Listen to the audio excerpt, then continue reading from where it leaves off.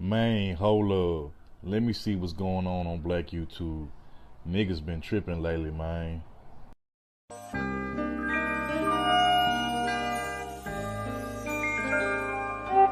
This one going out to photo.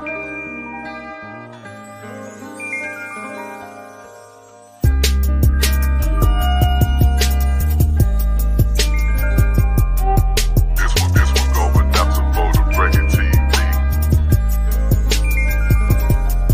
For the record TV back in this thing. Big one L, I be flying a plane. Lady T, she ain't playing no games. No more, she be rubbing the gang. Third war, then your pussy, he won't hesitate to smoke it. He the south side soldier for the record taking no. We turn it up off of the Henny. She want some love, I give her plenty. Leaving the club when they get empty. I know the plug, shout out to Kenny. I'm still throwing up the foe. And I'm rock the flies closed. Third war might take your hoe. Lady T, my save her soul. South Memphis going through it. Rest in peace, a young dog. Do what you gotta do so you could be a young boss. What you see on the gram, it ain't always what it seems. Cause I told her no, but now she looking at me mean. On my block, you better believe I got the biggest house. Young shooters on my team like Kyle Rittenhouse. Keep on playing, they gon' have your blood dripping out. What are you saying? I ain't broke, I got riches now. For the record, TV back in this thing. Big one L, I be flies a plane. Lady T, she ain't playing no games. No more, she be rubbing the gang. Third war, then your pussy, he won't hesitate to smoke it. He the south side soldier for the record taking no. We turn it up off of the Henny. She want some love, I give her plenty. Leaving the club when they get empty. I know the plug, shout out to Kenny. I'm still throwing up the foe. And I'm rock the flies closed. Third war might take your hoe. Lady T, my save her soul. What's up? What the fuck is a sniper? I want to understand what a sniper is. Don't never vote, yeah, represent. Don't never vote, yeah, represent. Don't never vote, yeah, represent. Don't never vote, yeah, represent. Don't never vote, yeah, represent. Don't never vote, yeah, represent. Don't never vote, yeah, represent. Don't never vote, yeah, represent.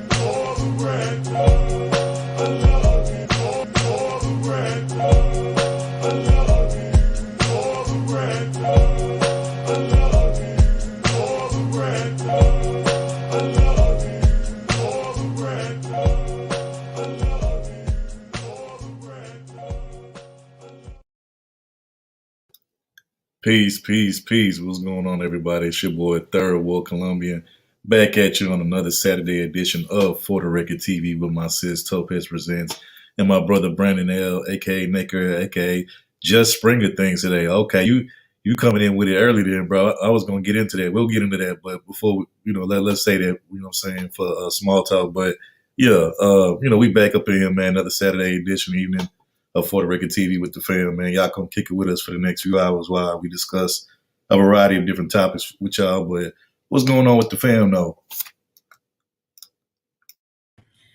Nothing much, just working. My life has been pretty boring lately. I'm working. Hey, I mean, you stacking that bread though. Exactly. So I don't got no interesting updates or nothing today. I call cap on that, T. You know why?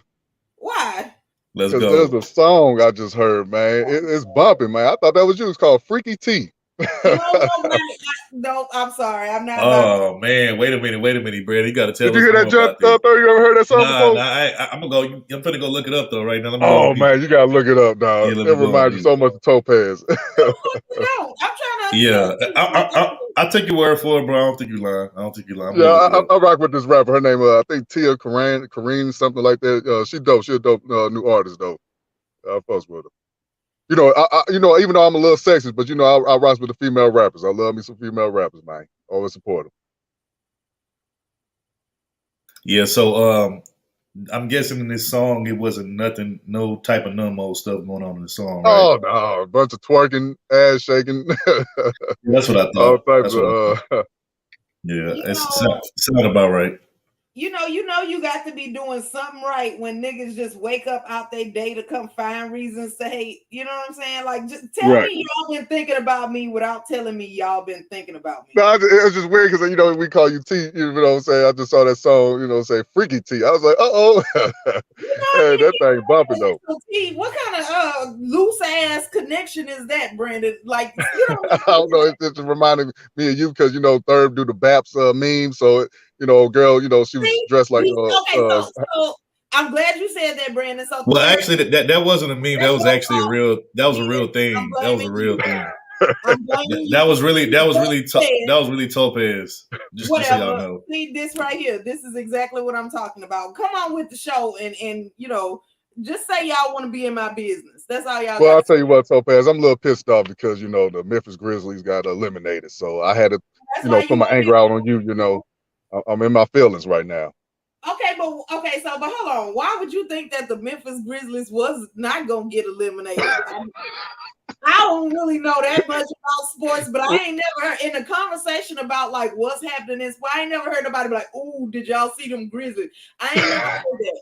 So Damn, that T roasting your team, dog. Yeah. God no, damn, nigga. it's But a real question. It's a real question. I'm just like, But did I? what's crazy though, T, I'm gonna direct my anger towards Third because the light skinned nigga, he made the dark skinned nigga mad. Shout out to LeBron James after he called him old, talking all that stuff. He done bust their ass, man. And now we got the playoffs. Light skinned niggas running their mouth, didn't win. You gotta win first before you run your mouth, my nigga, or at least back it up. But evidently this light skinned dude, he was talking outside his mouth, you know what I'm saying? So he got dealt with. LeBron said, nah, not today. Not today. Well, since you brought up sports real quick, I'm gonna just keep it on there just for a quick second and address something. So, speaking of sports, I just want to say shout out to Lamar Jackson and the Baltimore Ravens. They finally came to a contract extension agreement, and if I'm not mistaken, I want to say Lamar Jackson re-signed with the Baltimore Ravens for 5 years for like $260 million, and out of that 260, I think he's guaranteed 188, so 188 million or 185. So Damn. it's either like 108, it's either like 185, 188 million or whatever. But and for those who don't know, prior to them agreeing to this, I think they agreed to this deal on Thursday, this past Thursday. It had been about a good 27 months of hard negotiations, and for Lamar to try to get his money. They looked like they was going to try to stiff him and jerk him out of his money that he felt like he deserved, and it looked like possibly he could have become a free agent, go to another team. But they finally figured it out. Cooler heads prevailed, and they finally came to an agreement and terms on the contract. So Lamar Jackson is officially staying in Baltimore for another 5 years. He won't be leaving. Like a lot of people thought that he was going to leave, when they didn't sign him to the contract early in the season, but they figured it out. So shout out to the Ravens fans, shout out to Baltimore. You got your quarterback for the next 5 years. Hey man, shout out to Lamar Jackson, man. It's funny. I was actually going to also give a shout out to Javante Davis. You know what I'm saying? Knocked that old boy in that fight last weekend, man. Shout out him, still undefeated, man. If he get 51 and hey, I'm gonna say he's the greatest now. You know what I'm saying? He might be Man, better than stop. Floyd Mayweather. Man, stop it, bro. I've watched Devontae fight. I'm not saying he can't fight, but I got to be honest, bro. I'm going to keep it real. To me, boxing compared to like the boxing of today's time compared to back in the day, that shit watered down to me. Like this new boxing weak as fuck to me. I'm sorry. I just don't. I mean, look, granted, niggas got hands, because you got to have hands to be professional boxing, but it just seemed to me like niggas be running in the ring and shit. Like niggas don't be, and I get it, you try not to take a punch, but at the end of the day, it's like if all niggas is doing is running for the majority of the fight and you barely get any licks in, and it's like how can the people that watch the boxing event, how can we enjoy the show if we don't see niggas get what I'm saying, like hit or beat up and shit. You know what I'm saying? So that's like my thing. That's why I don't really care for boxing like that, not like I used to, because it's like seem like to me niggas ain't really getting touched like that because they dancing and running around the ring and shit.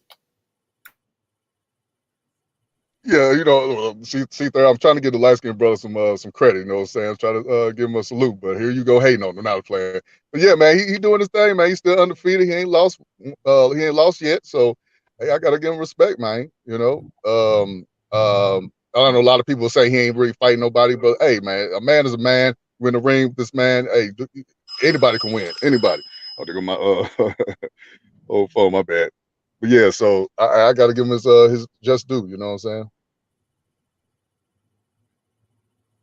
Yeah, like I said, to me, boxing just isn't what it used to be. But I mean, I'm not knocking nobody that's in boxing and that it won some belts or some titles. Shout out to them. You know what I'm saying? But people say the same thing with Floyd Mayweather. Like he fought Oscar De La Hoya, he's fought Zab Judah, he fought the best of the best, and people still say, "Oh, he didn't really fight nobody." Manny Pacquiao, like, come on, man, we gotta give this brother his credit, and I give it to Javante too. Tank, shout out to Tank. Mm-hmm. But I think he's Yeah. making it more exciting though, even though I ain't really rocking with the whole purse wearing thing. When he rocked with the purses and stuff, like, come on, bro. But he's still a talented brother though. I got to give him that. Yes, sexy red. I done got on my bro about that like a million different times. Yes, Naker still has a rotary phone. I don't know how. I don't Shout out know. to Shawty Red. I don't know what junkyard he found that rotary phone in that was still in somewhat mint condition, but somehow, some way, he still has a rotary phone in 2023. I've got on him about this shit for like the past 2-3 years. So yes, he still has one. Oh, so this is what we're doing out there. This is what we're doing. But anyways, man, hey, you remember Robert Horry, right?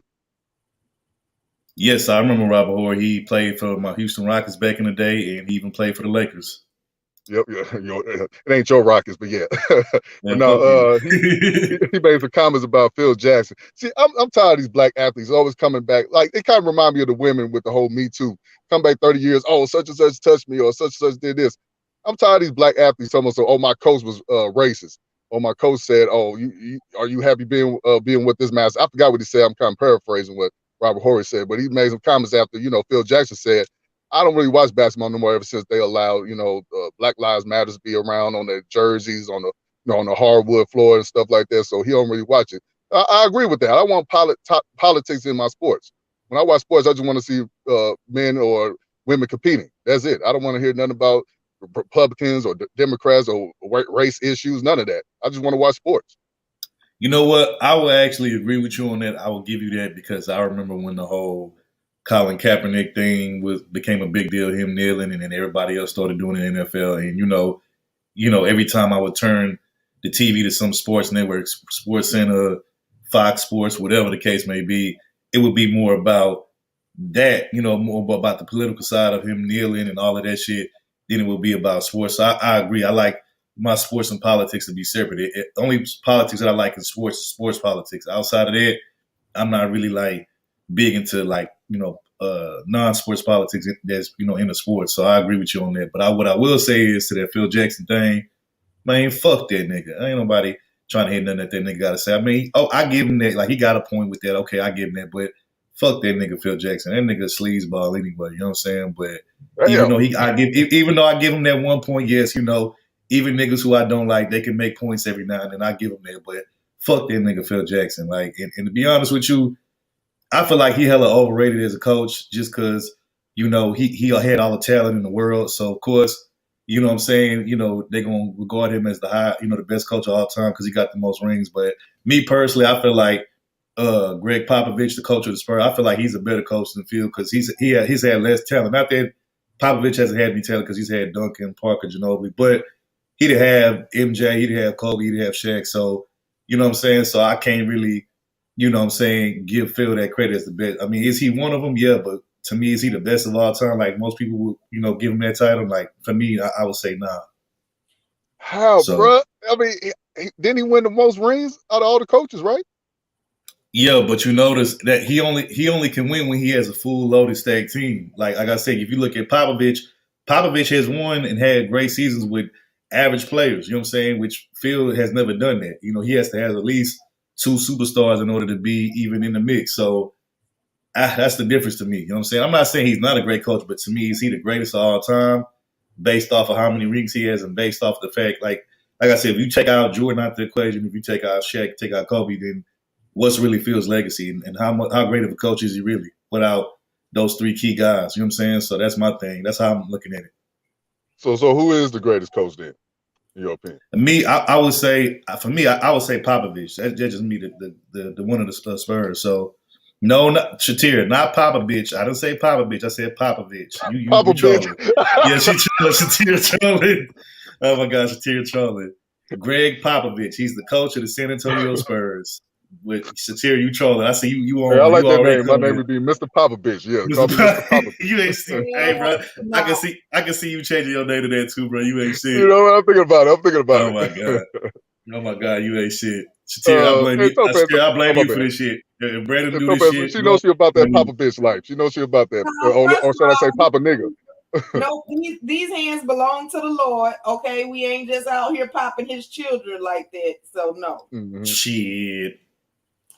Third, I don't know. To what would you be referring, Third Ward, Colombian? We all know. Look. Don't let T fool you. Don't let the non-mo. Don't let none of that cap bullshit fool you. T got some major hands, and back in the day, T, you know what I'm saying, she was whooping some ass. You know what I'm saying? Like, let's just kick that a buck. You know what I'm saying? I never said that.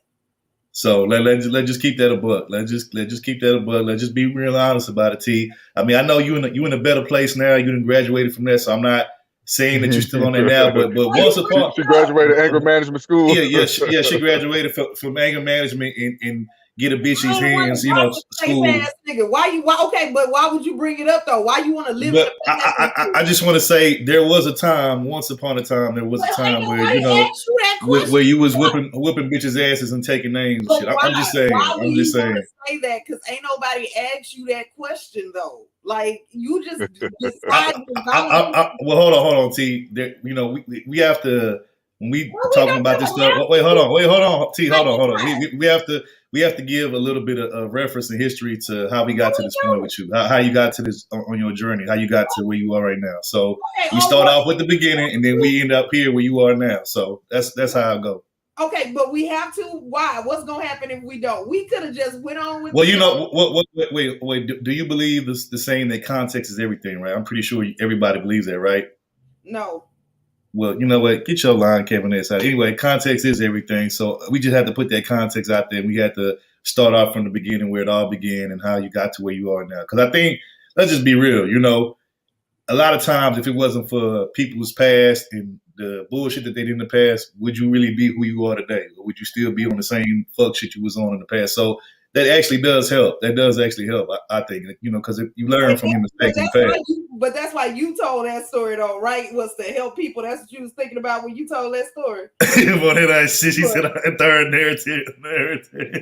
Don't encourage him. Oh my God! Shout out to my brother D Banks in the building. What's going on, man? Appreciate you for pulling up, dog. Appreciate it. But yeah. Hey, do me a favor. Pull up that Doug comment for me real quick because he made an excellent point. Let's see. Say? Which the part with Phil Jackson about the Phil Jackson situation. Okay. Third World Columbia. I used to think like that, but I learned to respect Phil Jackson for managing the egos of talent. Look at how the talent played without Phil versus with him. But see, he does got a good point, but I could also make the same case in reverse when it comes to Phil. Without that type of talent, what was Phil as a coach? See, Phil didn't really win unless he had a stacked team with at least. Well, we'll never know because he never had it, like you said. It never happened yet, so we'll never know. But I could compare that to, like I said, to Greg Popovich of the Spurs, where the nigga has had average teams, in the past, and he's done pretty well with average teams. You know what I'm saying? So that's how I'm measuring those two coaches a success. That's how I'm measuring their success or whatever. So that's how I look at the shit. And one more thing about sports, I gotta bring this up. Your girl Brittany Griner, or your boy, this girl said. No, you had it right. You had it right. During a press conference, they was asking about should trans women join women's league, and she was like, was we really thinking she gonna say no? Of course she was gonna support it. Wait, hold on. You got to update. So I didn't even get to see it. I'm glad I didn't watch that bullshit, but give me so what did she actually say? So yeah, they asked her, do you think trans women should join join women's league? And she was like, yeah, they should. They should not be discriminated because of general, whatever she said, you know, her answer. But so, but I was just like if you hear her voice, her tone, like everybody always, we all think that's a man or whatever, or a trans woman, whatever. But of course, she was going to support it. I can't see him. I can see. I'm still calling him. I can't see Brian not accepting trans and knowing that we know his situation. And by the way, do me a favor. From now on, don't address him as Brittany no more. Address him as Brent. His name is Brent from now on. So, Right. Yeah, Brent. Yeah. That was just weird, man. You That ain't was shit, awkward. They Tori. should never ask him. But they did also ask him. Ask, I don't know if y'all say her or what. What you think, Topaz? Should we respect this person? No, that's a him. That's definitely a him. Like I said, Well, his name is Brent. His name is Brent, not Brittany. Brent. Anyway, y'all got Hey, it. fans, Tori. Hey, pretty voice is deeper than everybody in the chat and the panel. I agree. My bad, T. Well, I mean, I wasn't gonna say nothing, but I did hear that interview somebody was playing, and I was like, God damn, that's her real voice. So I can't even defend that. I'm gonna have to just let T just admit that her manly, husky voice turns you on. Just admit it, T. You know what I mean? Just admit it. We won't be. Admit you need to shut the fuck up sometimes. You know what the rest of the schedule is? Because I'm sick of third long-winded ass. Long-winded ass. He on them shout. I'm gonna bring him back. Watch, we ain't gonna get to say shit. He still ain't even done that long ass roll call. You know that's coming up. Right. I mean, I'm just saying, T, if you into that type of thing, I mean, I ain't gonna knock you for it. I mean, everybody had their little thing that they like. Yeah, but Brian Reiner and Third Duke kind of sound familiar. Like they voices, you know what I'm saying? It's real deep. Y'all kind of sound alike a little bit. You know, she from Houston, ain't she? Yeah, she from Houston. Yeah, she from Houston. She from the north side. Yeah. Yep, Matter of fact, the high school that she went to, I know the high school that she went to because I knew a few people that went to that high school like back in the day. So what high school? But one more thing. She went to that school on the north side named North Shore. North Shore. Oh, that's on the northeast. Yeah. She went to North Shore. That's where she went. Oh, okay. And one more thing before we do the roll call, we're gonna say, finally, the old bitch that lied on our brother Emmett Till. Rest in peace, Emmett Till. She finally is gone out of this world. She's gone down to hell. I hope she's burning down there with the maggots, all that. R.I.P. to her. When I say R.I.P., I mean rest in peace. Rest in peace. Yeah, rest in peace. Because, bitch, you shouldn't have made it this long. You shouldn't have lived and lasted this long. You know what I'm saying? Like, and Brandon said, I hope you ride in hell too. Mm-hmm. Facts. T, anything you want to say on that? No, I mean, it's about damn time. I know a lot of people like, we wish that she went to jail, and yeah, she should have been, punished while she was living, you know what I'm saying? But it didn't go that way. But we all know where she's headed right now. So her soul is gone. So I'm happy on that one. But yeah, so Emmett Till finally got adjusted. I hope they tie her on a stick, and you know what I'm saying, they rotisserie roast her ass, like, you know what I'm saying, in the pits of hell. You know what I'm saying? Because she deserved that shit for what she did. Especially, with her living all of those years with knowing that she lied on that boy, and she ended up getting him killed a cruel death like that, and you lived for all those years and you didn't even try to make right about that shit. Like, yeah, you deserve a special place in hell for you. You know what I'm saying? And I heard some people say she actually didn't lie. Regardless, even if he did whistle or whatever happened, he did not deserve all that. He did not deserve to be tortured, be dehumanized, and none of that. That was uncalled for. So I ain't trying to hear that. The people you heard say that, are these also people that denounce George Floyd and say that racism? Yeah. Don't be listening to them. Don't listen to them niggas. They don't listen to them niggas.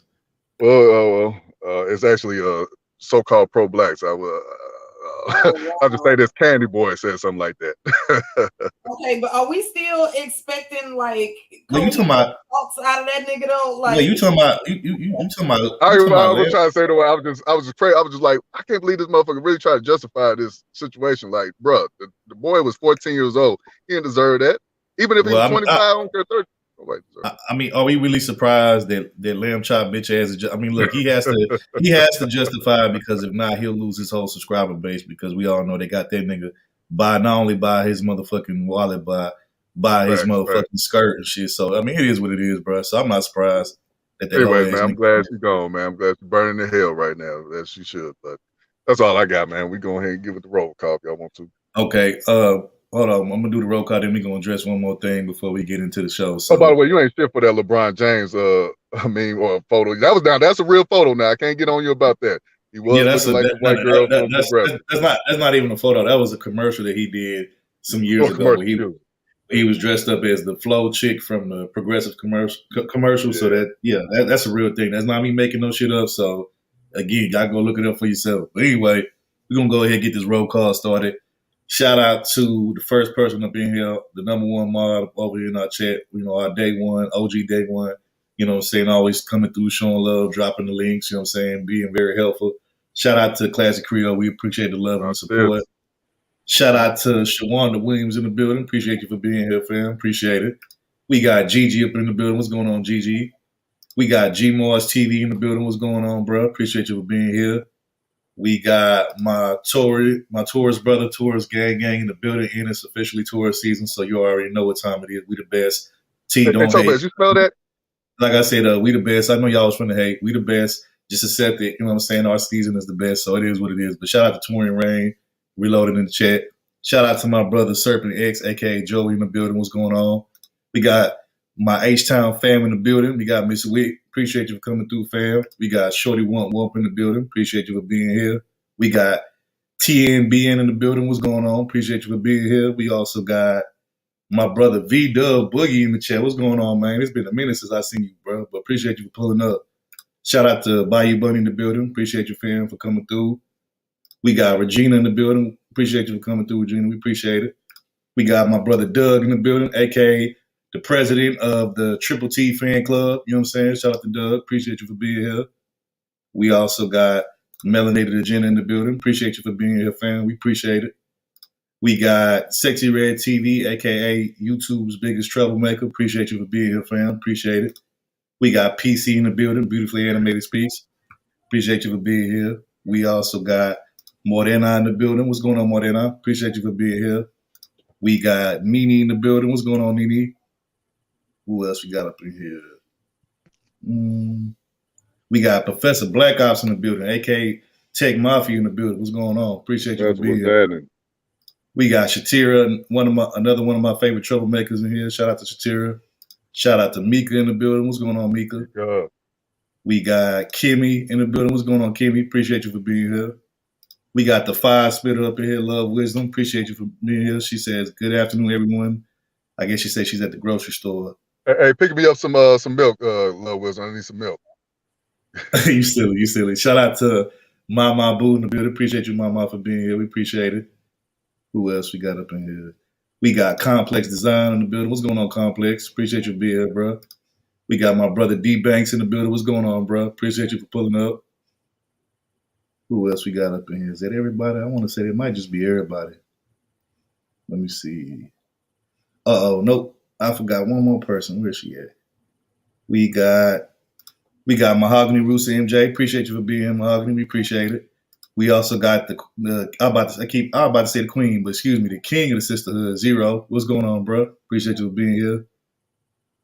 And I think that's just about everybody. That's about everybody. So yeah, so that's the roll call for today. But shout out to everybody. If I miss your name, my bad. I definitely try to catch you on the next one. But yeah, like I was saying before I was rudely interrupted. Yeah, it smelled like bullshit. It's the bullshit season. But now I want to give a shout out to Ryan 314, man. It was his birthday this past week.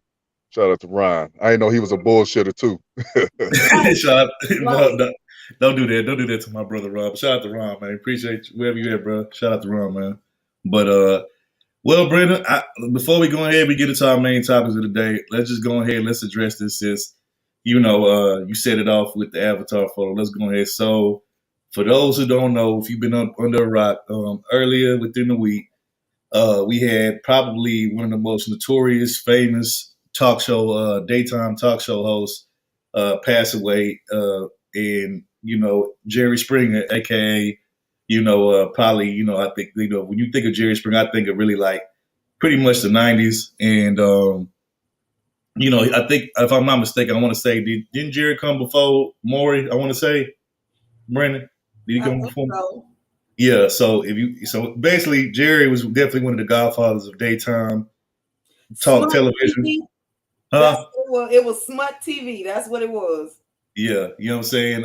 It basically, it started off shows like Maury and all that type of stuff, and basically just a bunch of ratchet shit, bunch of fuck shit on daytime television. You know what I'm saying? Niggas with baby mama issues, baby daddy issues, that type of thing. So but R.I.P. to Jerry though, man. Jerry had some interesting episodes and some interesting little situations on the show. But Brandon, since you kicked it off, like, what's your take on this? Oh man, I always make a joke. I say, Jerry Springer was our Mr. Rogers growing up, in the No, the '90s. So hell he wasn't. Well, Don't do he was the ratchet version of Mr. Rogers. Yeah, facts. The toxic ratchet version of Mr. Rogers. Facts. I'm sorry, Topaz. I know you was watching Barney and Sesame Street, but we was watching Jerry Springer and Jenny Jones. Oh, No, Jenny Jones, not Jenny Jones. look You at ain't how see it. many of them you can name. That's just sad. Where was y'all books at? That's what I want to know. but Jerry Springer, he uncovered, what America would try to hide, especially in white America, So yeah, it showed black folks dysfunction, but it also showed white folks dysfunction too, And Jerry, he was fair on that, he called out everybody. So, it was shocking to me to hear that he, passed away, but he lived a good life. He got to see a lot of titties. Women want them Jerry beads. So hey, he lived a good life, man.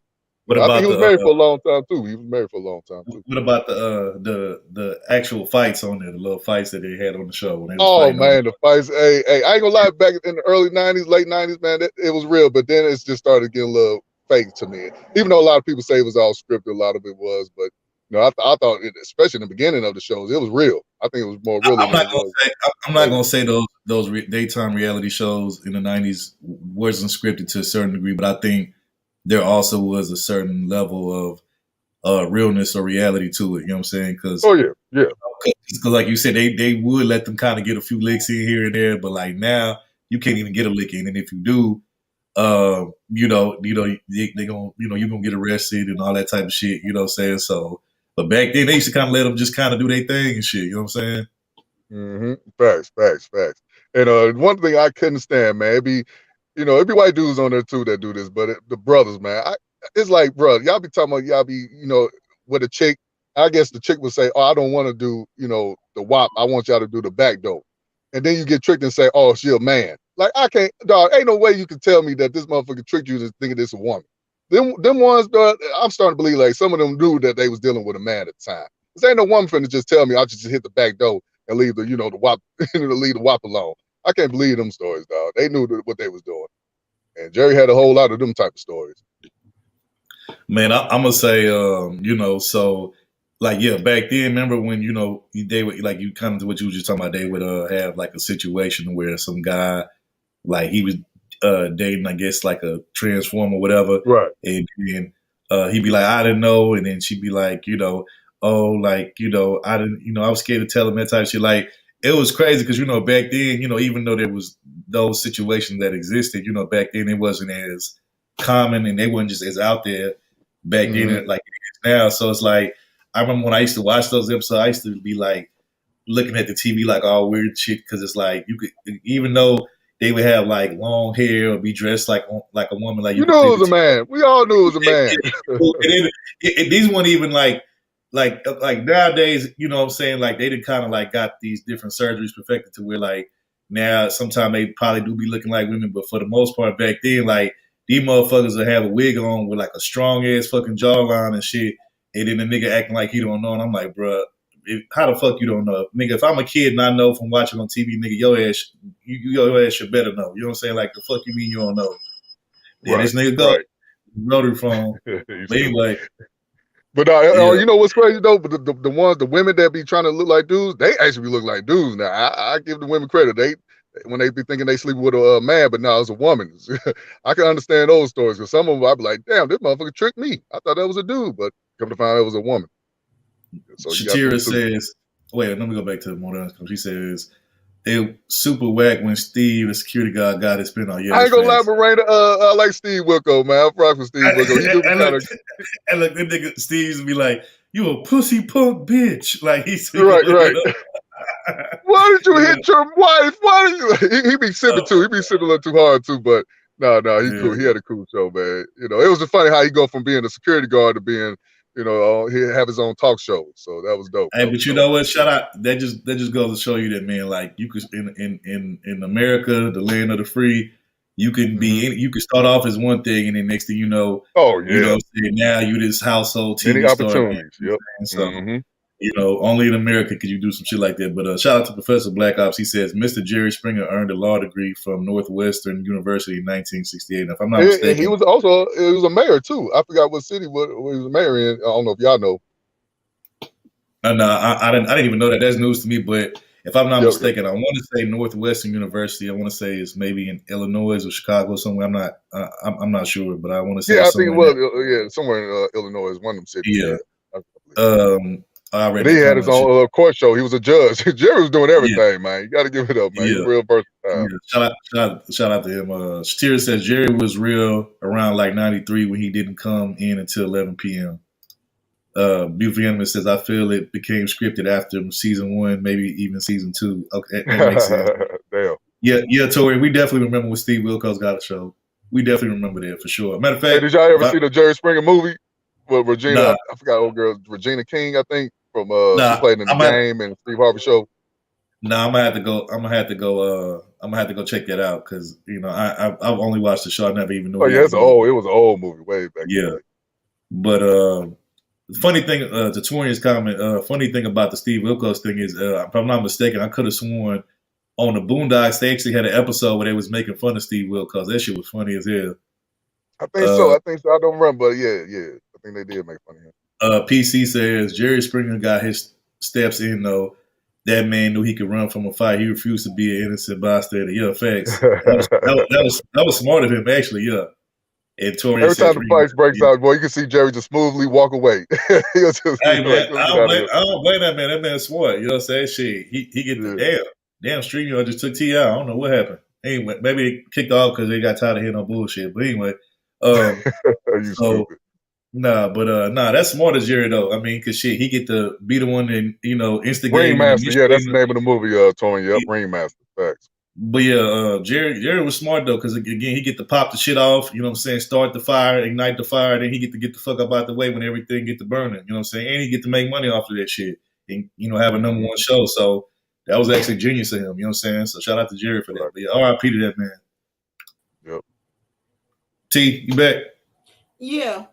Okay. Well, we all know Topaz was reading, but Topaz, do you have a memory of Jerry? Did you see any episodes you liked or remember? No, I did remember the Jerry Springer show. I don't have no specific episodes that I'm just excited about or nothing. No, Gigi. I said T. See, you listening too hard, Gigi. You listening too hard. But I remember, like, especially when we used to live in Memphis, my mom would be on the phone with her friends or whatever, and they'd be like, y'all watching Jerry Springer? Is it black people on there? No, she ain't gonna turn it on until somebody says black folks on there. There's a lot of black folks usually always say that. If they black folks on there, they not watching it. Nah, you ain't lying, bro. I do remember niggas doing that shit. You know what I'm saying? I remember that. Yep. I do remember that. Yep. You ain't lying. Shout out to Jerry Springer kind of remind me of Black YouTube. That's how we be active, minus the fighting. So we see each other face to face, we'll start banging. Shout out to another one of my favorite people, and definitely another one of my favorite trolls. Shout out to Queen of the South. Appreciate you for being here. Queen of the South, yeah. Yeah, Shatira agrees with you. She says it was better with black people. Yeah. Yep. Shatira knows, But hey, check this out. So was Jerry Springer the original Just Pearly Things, exploiting black folks? You know what? You got a good point. I don't know if he was the first, but I know he was definitely one of the early people to get in on that market. You know what I'm saying? So definitely. Because I used to be like, man, listen, you can't blame that dude. Them folks went to that show. They agreed to the contract, whatever, and they signed. They signed up to be sellouts. That's how I look at it. So whether it's scripted or not, they still were selling out for the bucks, for the money. Shout out to Queen again. She says my favorite episode of Jerry Springer was Past Guests Do Battles. It might be on YouTube. You know what? I'm gonna go look that up just because you said it, Queen. I'm gonna look it up. Yep. So yeah, and then shout out to Queen again. She said shout out to you third for the extra.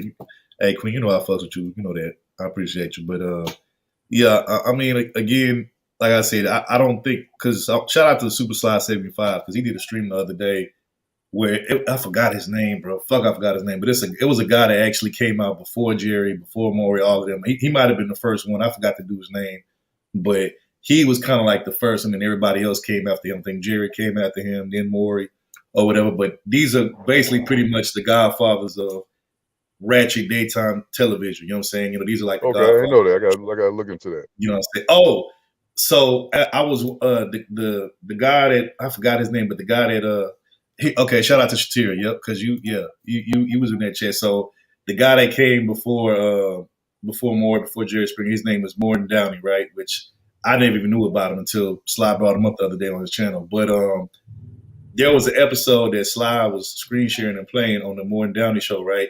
And guess who was on there? And this is a young version of him. And niggas in this space be copying that motherfucker, but he had a young Tom Likas on his show. This Morton Downey guy, he had Tom Likas on the show, and he was like pretty much saying the same shit he was saying, as of now, like way back then. Like this had to be like at least the late '80s. Yeah, this had to be like late '80s, maybe Oh mid. wow, okay. So yeah, I just thought that was interesting. You know what I'm saying? Yeah, Obsidian put me on the Tom Likas. I'm like, because I kept hearing people say Obsidian is like the black Tom Likas. Who the fuck is Tom Likas? Then I looked them up. I said, oh, I see. Yeah, they got a definitely similar familiar message, Yeah. Shout out to Beautifully Animated again. She says, "Oh yes, the blacks were happy when the blacks weren't happy when there weren't any blacks on the show, so they could say blacks don't do it. Oh, they were happy when they didn't have any blacks on the show, so they could say blacks don't do this until blacks finally made it." Yeah, that makes sense. Shatira is basically saying that Morton Downey was extra ratchet too. Yeah, I saw that. Doug says, "I saw the thickest midget ever on Jerry Springer." You ain't shit. Cleveland South says, "Child looked it up. It's from." Oh yeah, and the roasting part was my favorite too. At the end, when everybody, the guests started talking about the audience started going in on the guests. Yeah, so that was my favorite too. And shout out to Morena again, the guy we was talking about that came before Jerry, Morton Downey Jr. He basically on his show, he used to be on his show like on camera with a cigarette in his hand. He used to be drinking vodka like while he was recording, which to me that's crazy because like now you couldn't do that shit now. But he was the one where Roy Ennis knocked Al Sharpton out the chair. You know what? I Torian, if you can, bro, put that link in the chat for me because I missed all of that shit. I need to see that shit because that sounds interesting. Doug, thank you for sharing how Jerry touched your life. Oh my God, y'all ain't shit. Man, shout out to Love Wisdom once again. Yeah, Al Sharpton. Yeah, I haven't seen that. Somebody put the link in the chat today. I got to see that because I can't stand that motherfucker Al Sharpton. Shit, he deserved to get his ass knocked the fuck out. She was bad. I ain't gonna lie. This nigga Doug still thinking about that thick ass midget. You ain't shit, bro. Do y'all remember Richard Bay? He had Drink the Concoction. I don't know if I remember that one. TV is too censored now. Oh yeah, it ain't gonna be another Jerry Springer show ever. That's gonna be the okay. last Hold on, Tori. Just for you, I'm gonna do it. Give me a second. I'm gonna have to play this. Hold on. Man, y'all starting to fuck shit already. Y'all already want me to be on the fuck shit early. We ain't even got it to the first topic of the show yet. Yeah, hold on. Give me a second. Go ahead, hold it down real quick while I cue this up. But yeah, like what Satara said, everything's censored now. Like in the 90s, man, they let everything slide. Anything can happen. And especially the commercials with the when I used to watch Jerry Springer, the commercials, "Girls Gone Wild" used to come on. Oh yeah, I remember that. I remember that. My introduction to all that fuckery, man. You know what's crazy? You don't really see those you don't see that no more. You don't see no. Yeah, you don't see those commercials no more. You know what I'm saying? So hold on, give me a second, I'm gonna cue this up. But yeah, how old was old boy when he passed away? Because I know Maury's still 79. If I'm not mistaken. So if Jerry's 79, how old is Maury? Because I know Maury got to be older than that. Good question. I don't know. Yeah, Maury got to be damn near like I don't know that nigga old as shit. I know that. Probably the same age. Mm-hmm. All right, y'all. We finna go ahead and see what Torian put in his chat. Let's see. Let me state now, let's deal with the facts. Let's go to the record. Tonight, we want to deal with the records and the facts. Please do it. On this program, your program, you heard me, you have me on tape defending this man. Recently, even after the shenanigans with him and the other soldiers. God damn, Al Sharpton was fat. Brother, I got it. Yeah, that's like air falling off the chair.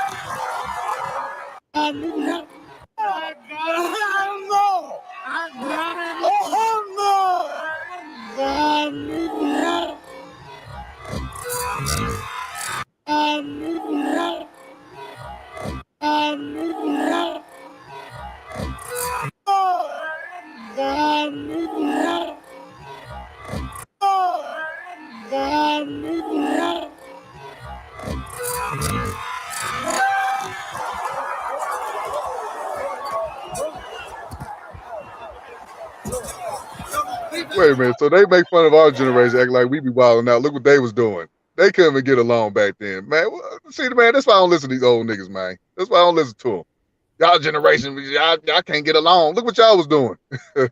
Man, look, don't let them old heads fool you. They was on some fuck shit back then too. Matter of fact, they was I would dare to say they was on even more fuck shit back then because there was no social media back then. The only media that it was TV. So yeah, more than you already know I had to put my own little spin on it. You know how I do. You know I had to, you know what I'm saying, chop. Third World had to put some Ace Town in it, had to screw and chop. Yeah, I had to do it for H-Town one time. I had to chop and screw it, you know what I'm saying? You know how it go. But yeah. But yeah, black folks acting a fool on these white folks platforms. I guess we could say we do the same thing on YouTube, so I guess we ain't no better. But yeah, we learn from y'all, let me say. Shout out to Shatir. She said Al Sharpton was a greasy, fat back. He nigga with a blowout. He's trying to change it up. Right. Hey, he slimmed down like crazy. He's real slim now, real skinny. That nigga look like he barely could fit in that damn chair, bro. Or wheelchair, whatever that shit was. Like, goddamn. That shit crazy. But yeah, R.I.P. to Jerry Springer, man. Definitely. Yeah, rest in peace. Definitely one of the goats of daytime television. Fuckery daytime television is what I meant to say. Yeah, you know what I'm saying? He definitely the GOAT. He got to be up there with Maury and the Morton Downey Juniors and shit like that. Yeah, he definitely up there. His show was goated. You know what I'm saying? But did his show come on daytime or nighttime? I thought it was nighttime. I want to say, did it come on that? I thought it came on in daytime. I don't remember so long ago. Maybe it switched to nighttime, but I could have sworn it came on daytime at first. But all I know is niggas used to watch that shit in the 90s like it wasn't nothing. Niggas used to be waiting on that shit to come on. So Yep. Now we got Black YouTube. I mean, even before that, you had Maury and you had what was the other shows that you had? You had like the I know I used to watch a lot of court shows. You know, Judge Mathis and Judge Joe Brown, Judge Judy. Yeah, shout out to Queen. Yeah, shout out to Queen. She says it was day that they moved it tonight. Yeah, I knew. Yep. So, of course, they were gonna move it tonight after all that. Yeah. Okay. Yep. Jerry daytime, more nighttime. Yeah. I would hope to think Morton was at nighttime. Like I said, when I see the nigga with a cigarette in his hand, like he was holding on to that motherfucker like it was a blunt or a joint. I was like, damn. On Fox, home of the ratchet. You know what? Get out of there, Shatir. Get out of there. Yeah, facts, Shatir. Yep. You know, Fox be trying to act like they like the bougie network of all these different news networks, and really they be on some fuck shit too.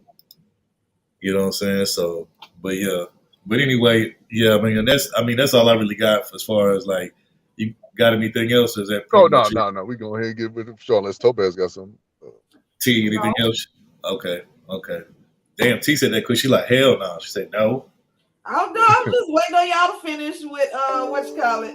Yeah, facts. Love was. I remember Jenny Jones. I remember that. Yeah, I remember Ricky Lake. Yeah, Ricky Lake. Yeah. T, let me find out your ass was on Jenny Jones or Ricky Lake. Let us find out that your bad ass was up on that back in the day. Let us find out. Here you go. You not gonna find out. See, you just so ready for me to do some ratchetry. You can't accept that ain't what I'm on. Shout out to Positive Vibes. You know what I'm saying? Appreciate you for pulling up. We appreciate it. Hopefully you having a wonderful weekend. Okay. So we're going to go ahead. We're going to get into the main topics of the day. Got some interesting topics for you. So first topic on the list. Let's see what we got here. Okay. Yeah. This is some straight up fuck shit right here. So just so y'all know, T. Brandon, I want first dibs on this topic once we after we finish watching the video because I definitely feel some kind of way about this topic. But so first topic on the list, we talk about this from time to time, but we always talk about niggas and they fuckery and they bullshitting, and every now and then I gotta speak on Karen and her fuckery, you know what I'm saying? And I know a lot of the coons, they don't like it, you know what I'm saying? Because in their eyes, Karen and Becky can't do no wrong, even though we all know that to be the furthest thing from the truth. But this is another prime example of Karen fuckery, and you know what? I'm gonna say this one right here to me this might take the cake because this is definitely some shit that you shouldn't have to lie about or you shouldn't lie about because to me, this type of situation is just like way too severe. So we're gonna get into that right now. Give me a second.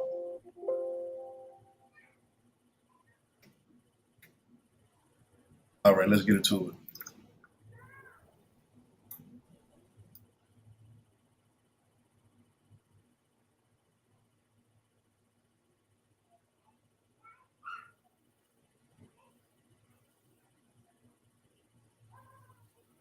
Other news today, it was a heartbreaking tale. A young woman battling both leukemia and pancreatic cancer.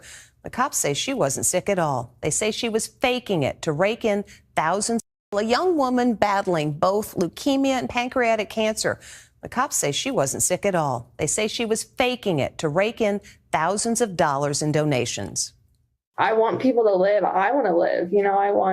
I want there to be a cure. That's Maddie Russo, a 19-year-old college student speaking about suffering from cancer. They found a mass on my pancreas, and I had stage 2 pancreatic cancer at just 19 years old. She documented her treatment in a series of heartbreaking social media posts. Before I even started chemo, I harvested my eggs with the OBGYN. And basically it's just you're kind of like freezing your eggs. She not only claimed to have pancreatic cancer, but leukemia and a tumor on her spine the size of a football. She raised over $37,000 on a GoFundMe page. Louis Frillman was so moved by her plight, he donated $1,000. What struck a chord with you about her story?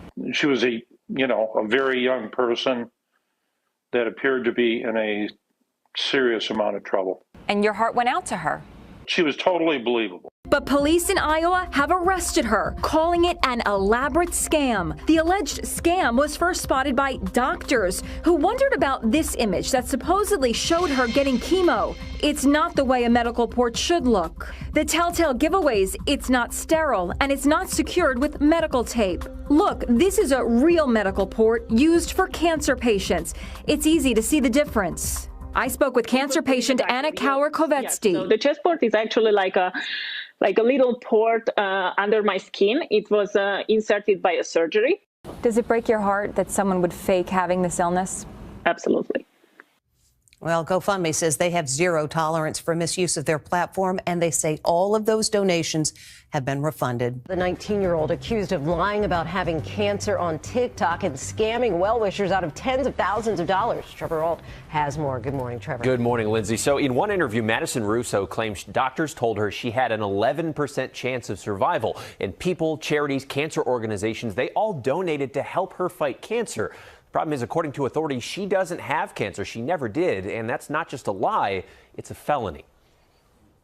I am too sick from treatment where I can't go anywhere. I can't do anything. This morning, an Iowa TikToker accused of faking a cancer diagnosis, charged with stealing from people who donated to help her battle a disease authorities say she doesn't have. Investigators say Madison Russo took more than $37,000 from Maddie's fight against pancreatic cancer. A GoFundMe set up on her behalf, captured by ABC affiliate WQAD, that's now been taken down. This week is not a chemo week, it's just a radiation week. Authorities allege Russo spent the past year claiming she'd been diagnosed with leukemia, stage 2 pancreatic cancer, and a tumor the size of a football that wrapped around her spine. Posting dozens of photos and videos like this she's since taken down, now reposted on TikTok by another user. So it's my week off chemo, so I've just been doing radiation. Police tell us they're reviewing all of Russo's posts as part of the investigation. In a press release saying witnesses with medical experience pointed out the many medical discrepancies, including terrible, life-threatening inaccuracies of her medical equipment placement on her body. So you can see that the actual positioning of the port per se is not accurate. Also, that the way that it's secured, the type of tape that's used is not the same clinical tape that we would use in the hospital. Authorities say Russo's subpoenaed medical records show she's never been diagnosed with any kind of cancer or tumor, but her alleged lies reached so far her story was featured in a local Iowa paper, and she even did outreach for the National Pancreas Foundation. That organization now tells ABC News there are thousands of patients, families, and caregivers battling this terrible disease, and Miss Russo's actions have taken away valuable resources from these patients. Louis Frillman is one of hundreds who gave to the GoFundMe supporting Russo. His $500 donation has been refunded. My thinking is say a prayer for this young kid because she's going to have a lot of terrible consequences. And Russo and her family did not respond to multiple requests for comment. She's posted $10,000 bond. She did that shortly after her arrest. She's now due in court next month, guys. All right. Thank you so much. Well, hey. So there you have it. You have a white lady that basically lied about having pancreatic cancer to basically scam people out of $37,000 worth of GoFundMe money. And yeah, I mean, you can't get any lower and more down bad than that. First of all, cancer is something that you don't play with, or you don't joke around with. Plenty of people have lost their lives to cancer, or have went through hell trying to stay alive while having cancer. And I know this for a fact and from experience, because my mother has, she was first diagnosed with thyroid cancer when I was like maybe 13 or 14 years old. And so I watched a lot of different things that my mother had to go through, whether it was chemo, remission, and all this other type of things that she had to go through, in order to even, get somewhat healthy, or to, be even in a position where she could just, do daily functional things and stuff like that. So that is definitely nothing to play with. And the fact that you would lie about some shit like that, like, yeah, bitch, you need your ass whooped and you need to be thrown under the jail for that shit, because it's plenty of people out here who got that shit, and some people may not make it, or they may not have that long to live. Others may make it, but even still, you're gonna have to go through hell. You're probably gonna be on medication for the rest of your life.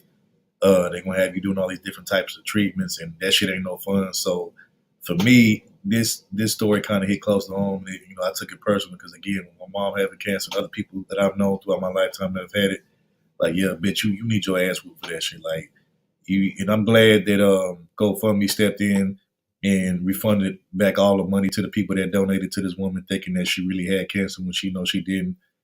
Like, the lengths that people will go through to try to get over and to try to, finesse and scam people, to me is just it amazes me. You know what I'm saying? Because it's like, really, you gonna stoop that low to where you gonna lie about having a illness that could possibly kill you or change your life forever in the worst way? Like, yeah, that's some foul ass shit. And like I said, whatever she get, to me, she deserved that shit. But y'all got it.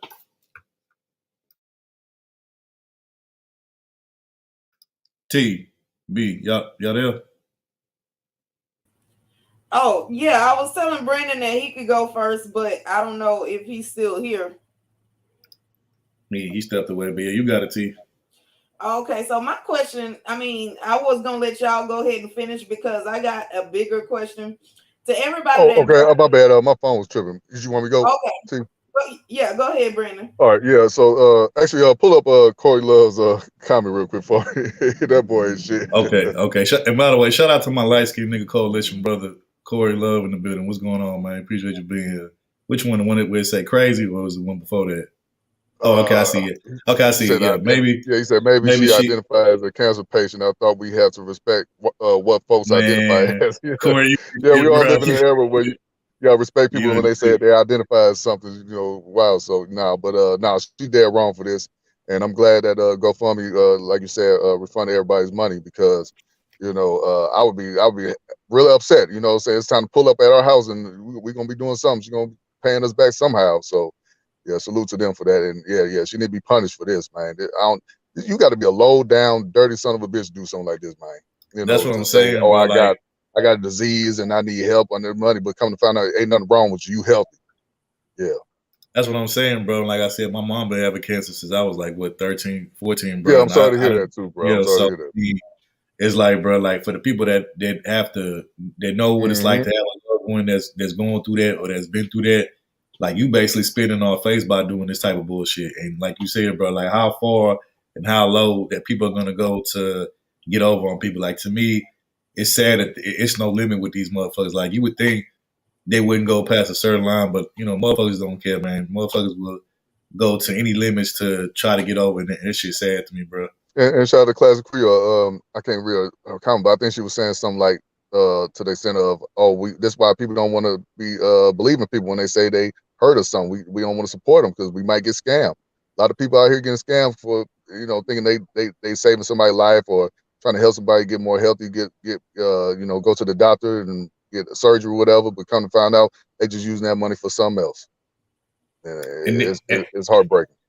And then shout out to Queen. You know what I'm saying? You know, like you would think if she gonna lie about some shit, which she shouldn't have lied about this in the first, but you would think she would pick at least know the different cancers. You know, in which one you pick pancreatic cancer, and you know that like Queen is saying, like that's you have a small chance of survival with that shit. You know what I'm saying? And it's like then another big giveaway is, bitch, why is you smiling in the pictures with the fake little whatever it was attached to you? Like, why would you be smiling? Because first of all, I work in the hospital and there is a cancer unit where, you know, I see people that have cancer and shit like that, from grown adults to kids, and I can tell you they're not smiling being up in there having cancer and shit. You know what I'm saying? They're not smiling about that shit. That shit ain't nothing to smile about. So to me, that's another big giveaway. You know what I'm saying? Like, but you know, like I said, man, at this point, like I said, I'm not surprised, man. People are just lie and go to any type of lengths to try to get over it, and it's sad, but you know that's kind of like the reality that we living in.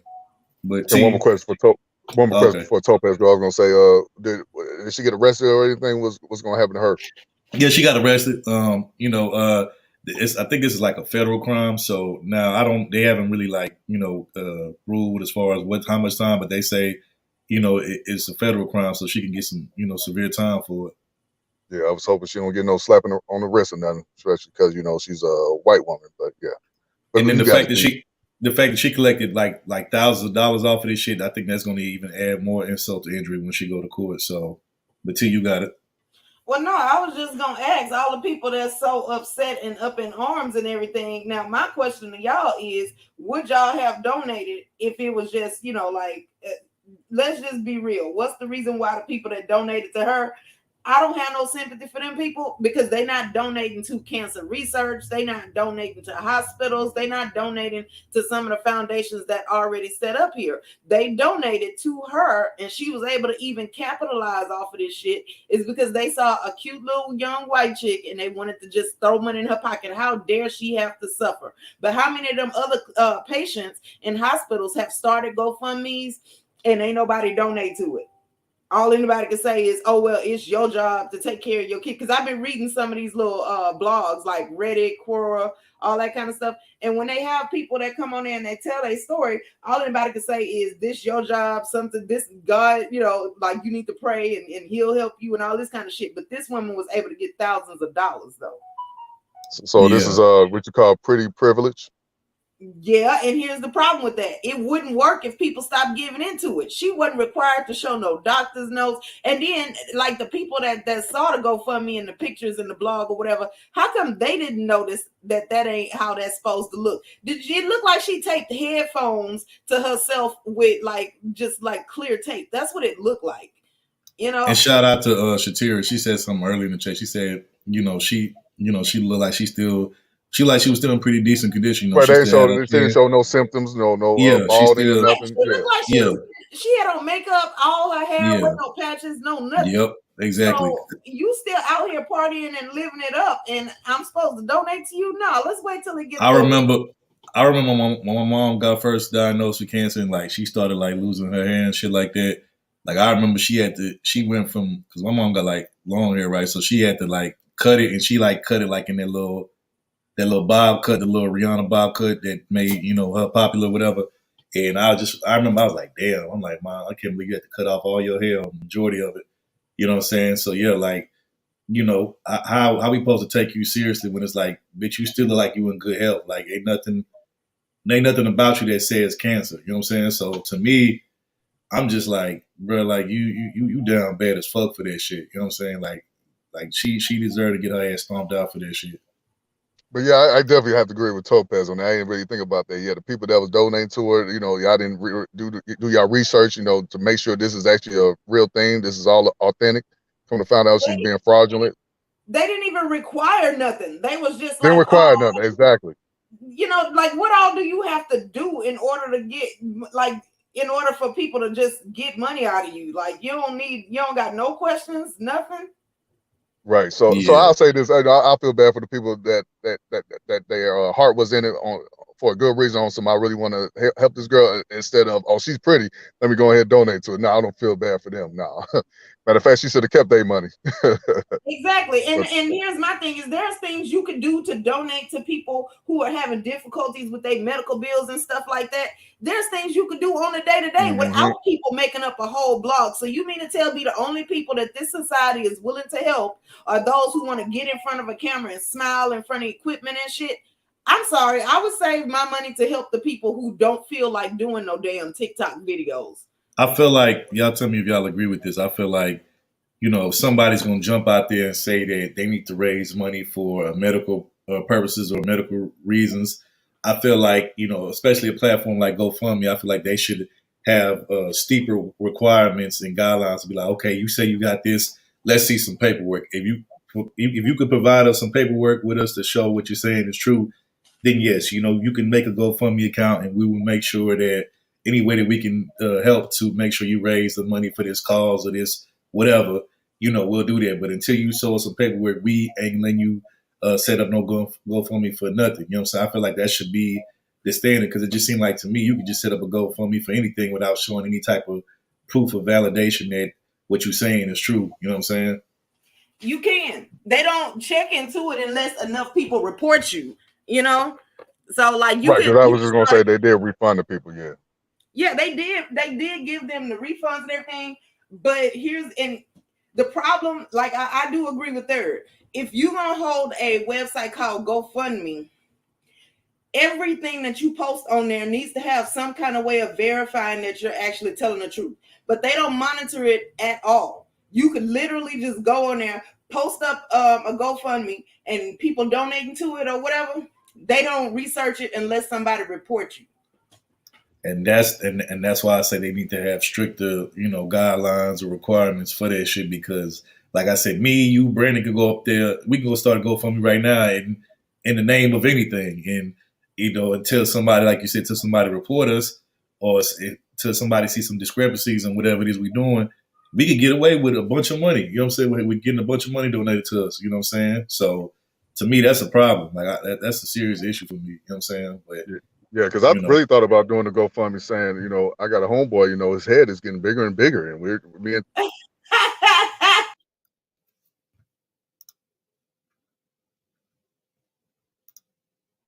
It's screwed up. If anybody try to blow my high, you know what I'ma tell them? Fuck you. Fuck you. Fuck you. Fuck you. Fuck you. Fuck you. Fuck you. I'm screwed. It's screwed up. If anybody try to blow my high, you know what I'ma tell them? Fuck you. Fuck you. Fuck you. Fuck you. Fuck you. Fuck you. Fuck you. Fuck you. I'm screwed up. Yeah, I just had to get that out. You know what I'm saying, real quick. Anyway. They got the movie called, Honey, I Shrunk My Kids or whatever. We're gonna have a movie called Shrink My Home. Hey man, but anyway, also by the way, I got to give a shout out to Ludacris, aka Torian, for making that track. Shout out to Mika. She says, I see cancer patients on a daily and they wish it wasn't real. Yeah, me too. So I know exactly what you're talking about. Fuck cancer. Yeah, I know exactly what you're talking about, Mika. Facts.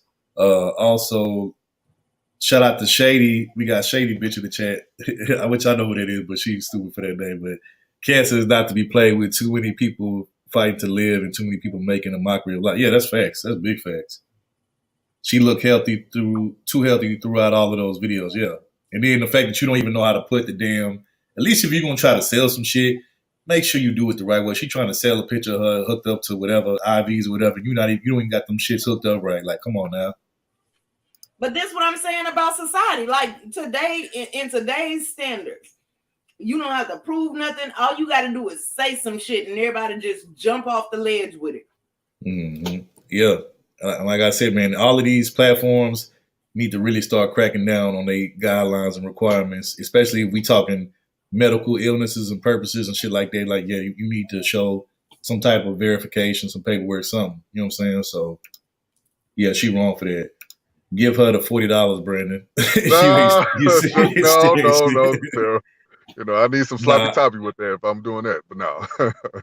I appreciate y'all in regards to my mom. I mean, she doing a lot better. You know, it's a day-to-day thing, but you know, she didn't came a long way. You know what I'm saying? Be honest with you, and I'm just being all the way honest with y'all. Like, it was times in the past where, you know, and when I say time, I'm talking about like maybe 4 or 5 different times in the past where some of her doctors were saying that she might not make it, and you know, she might not have that much time left, and blah blah blah. But you know, by the good grace of God and the Most High, she's still here. So, you know, thank God for that. That's always a blessing. Praise the Lord. But yeah, but that's why I feel some kind of way about this topic. Because again, like, you know, I've dealt with this shit with my moms and shit, and I know other people too personally who have dealt with this shit. And it's like Shady was saying in the chat, y'all making a mockery of life just like y'all make a mockery of everything else. And you know, whether it's kids, whatever, and that shit ain't to be played with. Like, to me, it's just certain lines and boundaries that shouldn't be crossed, and there's certain things you shouldn't play with. And this would definitely be one of them. This would definitely be a category of lines you don't cross or things you don't play with. But like I said, in today's society, there's no standards, no guidelines. Everybody can just do whatever the fuck they want to do, and nobody got no type of dignity or morality no more. So people just do whatever the fuck they want to do. You know what I'm saying? And it's sad, but that's just the time that we living in. Also, I want to give a shout out to Cashel in the building. Appreciate you for being here. We appreciate it. Always a pleasure you being here. Sure. Shout out to you. Doug, you ain't shit. Doug say tricking on cancer. Oh my God, Doug, you ain't shit, bro. You ain't shit. Still said there's actually another story of a white woman who had her daughter acting sick to get donated. But that's what I'm saying though, Shatir. Take that baby away from that woman. Yeah, take the child away from her. But see, that's what I'm saying though. Like, where does this shit end at? Like, and then it's already bad enough we had a grown woman, you know, lying about cancer. Now with this story that Shatir talking about, now you're getting kids involved in this fuck shit. You're getting your kids involved in your fuckery. Like, come on now. Like, where does this shit end at? Like, that's crazy. I know y'all not expecting amoral people to have morals and shit, right? Like, these are people, if you are willing to do this kind of shit and sink this low, you know, here's the problem with that. Why aren't we requiring any type of proof or anything? That's what I'm saying. Don't waste your energy trying to hope that these people will learn their lesson. Let's just, you know, require some shit. We can't SBE them. We can't SBE them, I guess. Well, it ain't gonna work. You know, I didn't think like it ain't gonna work, but yeah. Right. And you know what? I'm gonna say this. I believe that there are always people in the world like this, people who would stoop this low and be this down bad to do some fuck shit like this. But you got to think, back in the day, it was no social media, so this shit couldn't be highlighted on these individuals. And you know, they probably was able to get away with this shit for a minute because, again, you know, they was doing this shit on the low. It wasn't nothing to advertise or to put a spotlight on them when it comes to this type of fuck shit. But now we seeing the worst of the worst and just the most grimiest, slimiest motherfuckers in the world get light and shine put on them, you know what I'm saying, through social media, through whatever, you know what I'm saying? And it's crazy. But like I said, I believe these type of individuals always existed. It's just back then they didn't have no type of social media platform to like put them on the spotlight or on the spot about it. You know what I'm saying? So shit crazy. But shout out to Kimmy. She says, people got to be really weak to fall for pretty privilege. Yeah, I agree. I agree. Yeah, I agree. You know, this space is definitely a prime example of that, but I'm not even going to go there. I'm going to get out of that. You know what I'm saying? Because I'll be here all day talking about that shit. Kimmy Taker says the first thing that came in my mind was just Pearly, but now she's not pretty now, but what's her excuse? But now I ain't going to get into that. Y'all go ahead. Yeah. I'm about to say she ain't pretty, but niggas show treating her like she pretty, even though I could have sworn them niggas were saying they don't like the plain Jane. Now we all know beauty is subjective, so maybe they do think she's pretty. Fuck out of here. Ain't nothing subjective about that bitch. But anyway, I'm going to get out of there. Anyway, So shout out to Keep It Tick. He said she might fuck around and speak into existence. Facts. She has the complexion for the protection. It is what. Oh yeah, you already know. It's same thing with Pearly. Same thing with Pearly. I mean, Pasty with Pasty things. One thing about GoFundMe is they will send the money back. Yeah, they should have strict verification to set it up. Yeah, that's all I'm saying, bro. That's all I'm saying. Shout out to. But it's been some people that was allowed to keep the money because ain't nobody say nothing. So like then they got to go back and try to get the money back from the person, and I'm like, but why even let them set all of this shit up? So I guess according to them, it's just easier to police them after the fact than beforehand. I don't know. I guess. Shout out to the lovely Jasmine Morton in the building. Appreciate you for being here. We appreciate it. Hopefully you're having a wonderful weekend. Shady says we're living in a world where scamming is a new source. Yeah, scamming is actually the go-to, play or finesse move. Like it's not even selling dope no more. It's not robbing. It's scamming motherfuckers. You know what I'm saying? So, Queen says they mock life, they mock death, they mock everything. Yeah, facts. You already know. Who else? We got Shady again. Oh yeah, y'all made me think about that one YouTuber that did fake her death. Yeah, I forgot about that one. These stories just prove that mental illness is a significant problem and greed and is seen as a form of entitlement. Yeah. Beautiful Enemy says they don't give a fuck. That's why they can do whatever they want. Yeah. Back in the day, they would scam and con and move on to the next city with the new name. Yeah, that's facts. Shout out to Creative Mind in the building. We appreciate you for being here. Appreciate it.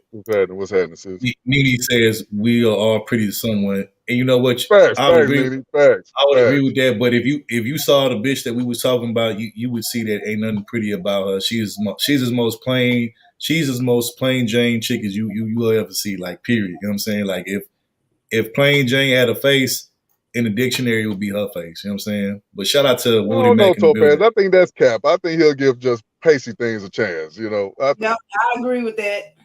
Man, y'all got me all the way fucked up.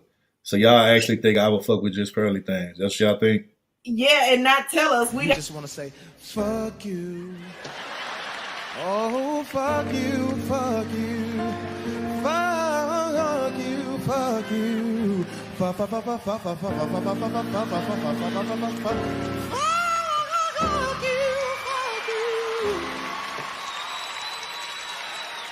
That's how Bilal would do it. Fuck you, sister, soul, sister. Fuck you, sister, soul, sister. Fuck you. I'm sorry, T, but you and Brandon got me all the way fucked up. If you think I'll fuck with just basic things, y'all got me all the way fucked up. And I want to say this: there's nothing wrong with being plain Jane, okay? Because I don't do all that makeup and shit either. But what I am saying is that when you can't do pretty privilege, sometimes you just got the ego stroke, and that'll get you some money too. Real quick, I want to give a shout out to Lalizi. Appreciate you for being here, fam. Appreciate it. Welcome to the channel. Definitely make yourself comfortable. Appreciate you being. And also one last thing. Where was it at? Oh, shout out to Kashelle. Y'all do me a favor, man. Y'all go subscribe to Kashelle on her channel, man. She got some dope shit over there, some cool shit over there. Y'all go subscribe to her. You know what I'm saying? She got the link in the chat. But yeah. But okay, all right, Brandon, you got it, but my bad. Yeah, I was gonna say. Well, actually, while I'm taking up for this girl, I did see that clip Baller X uploaded on his channel where she was shaming dudes that want to be with fat women. Now, white folks think fat women could be like a woman like a Jessica Dimes or what's Toya, Lil Wayne's baby mama Toya. Even though they think white folks think they fat. Anyways, you ain't gonna shame me what I want. Now, if I want a BBW, that's what I want. Bottom line. So I don't know what the hell wrong with her for that one. Now she was dead wrong for that. So. Oh, look at Brandon. See, is that why you don't like saying, man, you ain't for the police my D. You ain't finna do that now. If I want a BBW, that's what I want. Is that why you mad at Pearly, Brandon? Hell, man, I was real mad when I heard that clip. I said, no, this bitch didn't. And I'm over here taking up for brothers that want to be with you. No, man, you ain't gonna stop me. Well, you know what? Actually, I hope she do shame brothers from not liking BBWs because I always say more for me. So Wait. Correction, more for me and you, because let's not act like nigga, ain't I'm no. not I don't want you like. I want you to be with just Pearly. Nah, I bro. don't. Nah. You gotta be fucked up, bro. I don't want your big head going through my women, man. I don't want that, man. I like a little bit of meat on the bones, bro. I like some thick ones. No. I don't like the anorexic Get chicks, you a man. slim Y'all can keep them. something, man. Get you a slim Man, thigh or y'all something, can keep man. them anorexic chicks, bro. Hell nah. You get the anorexic. Nah. Naked L loves his BBWs. No, Naked first of L all, shout loves out his all the skinny BBW. women, man. I love me some Look, skinny women too. I love me some skinny women too. Queen, she just said Naked L loves his BBWs at Taco Bell. Taco Oh my Bell, God, hey, y'all know me, man. $40 Nation, man. Oh my God, y'all ain't shit. But nah, like I said, for me, this topic, like I said, when I seen it, I was like, man, hell yeah, let's talk about it. Because I'm like, again, with my mom having cancer most of my life, the majority of my life, and then knowing other people that's had cancer, and it's a struggle just to even live and manage and function on a daily basis. And then to the people that do die at an early age because the cancer took a hold of them, and they just couldn't fight it no more. Like, to me, I take this shit personal when you playing with this shit like it's something to be played with, like it's a game or it's something to be, made fun of. Like, nah, this shit is real. People out here, what I'm saying, every day trying to, survive and trying to make it, you know what I'm saying, basically living a day at a time because they don't even know if they're going to be here next year or not. You know what I'm saying? So when you playing around with shit like that, like, yeah, to me, you hella disrespectful for that shit. You know what I'm saying? Like I said, I hope they bury her ass under the jail and I hope they throw away the key for that shit. Anything else y'all want to say on this? No, that's man. You dropped the mic on that one. I agree. Yeah, for sure. Okay, all right. We're gonna keep it moving. Now for this next topic, hold on. I gotta actually share the screen for this next topic. This next topic, this is interesting. You know what? I'm gonna keep it real. This topic wasn't even gonna be on the list for the list of topics this week. I was actually gonna talk about something else, but when I saw this, I found it to be very interesting, and I looked around the YouTube landscape to see if anybody else was talking about this, and I didn't see nobody else was talking about it. So I said, you know what, fuck it. We might as well go ahead, be the first and only ones to talk about it. So that's what we're finna do right now. But before we do that, I want to ask y'all a question. So T, Brandon, I got a question for y'all. So when the word desert comes up, right? Like, what's the first thing y'all think of when you hear the word desert? Sand. Brandon? A whole lot of sun. Heat. A whole lot of sun. Okay.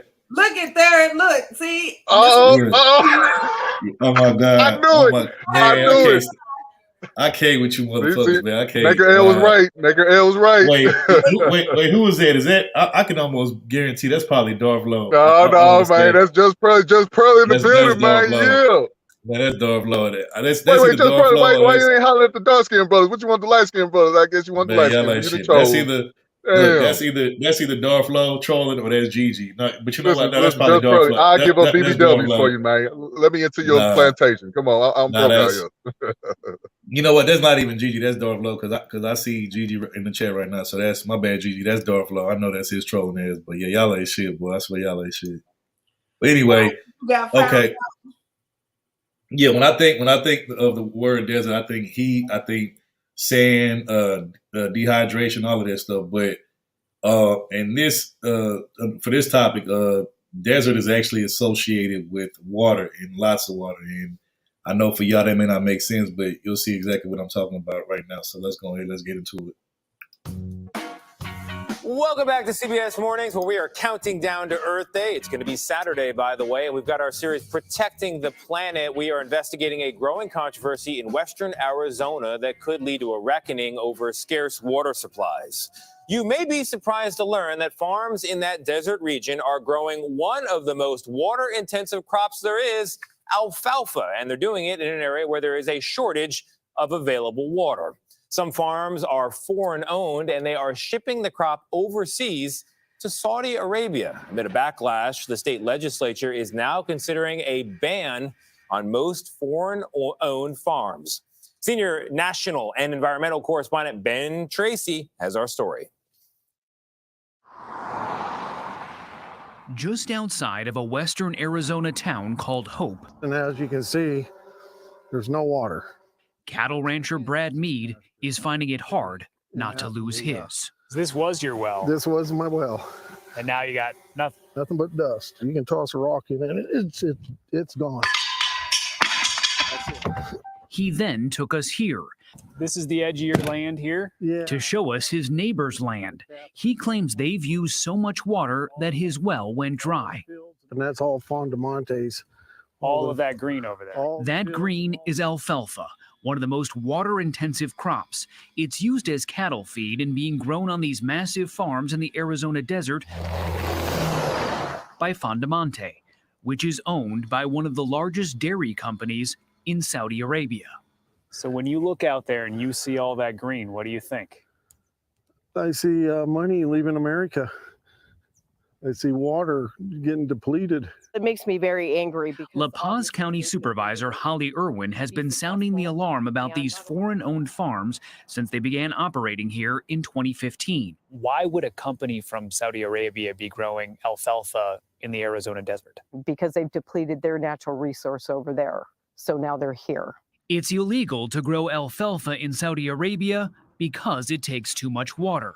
So Fondamonte bought vast tracts of desert in western Arizona on top of a massive groundwater aquifer, in part because there are no regulations on how much water can be pumped out of the ground.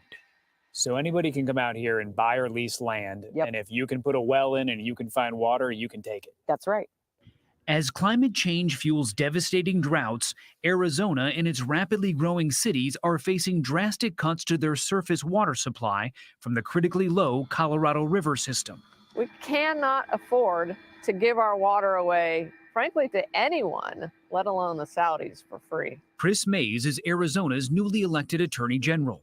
As we talked to her at one of Fondamonte's farms, we saw a series of Fondamonte trucks hauling dried alfalfa off the property and down this dirt road. They ship it back to the Middle East to feed cattle. So cows in Saudi Arabia are essentially drinking Arizona water. Correct. These pumps are pumping water out of the ground that belongs to the state of Arizona, and essentially it's being exported to Saudi Arabia. Fondamonte declined our request for an interview or statement, but what it's doing here is not illegal.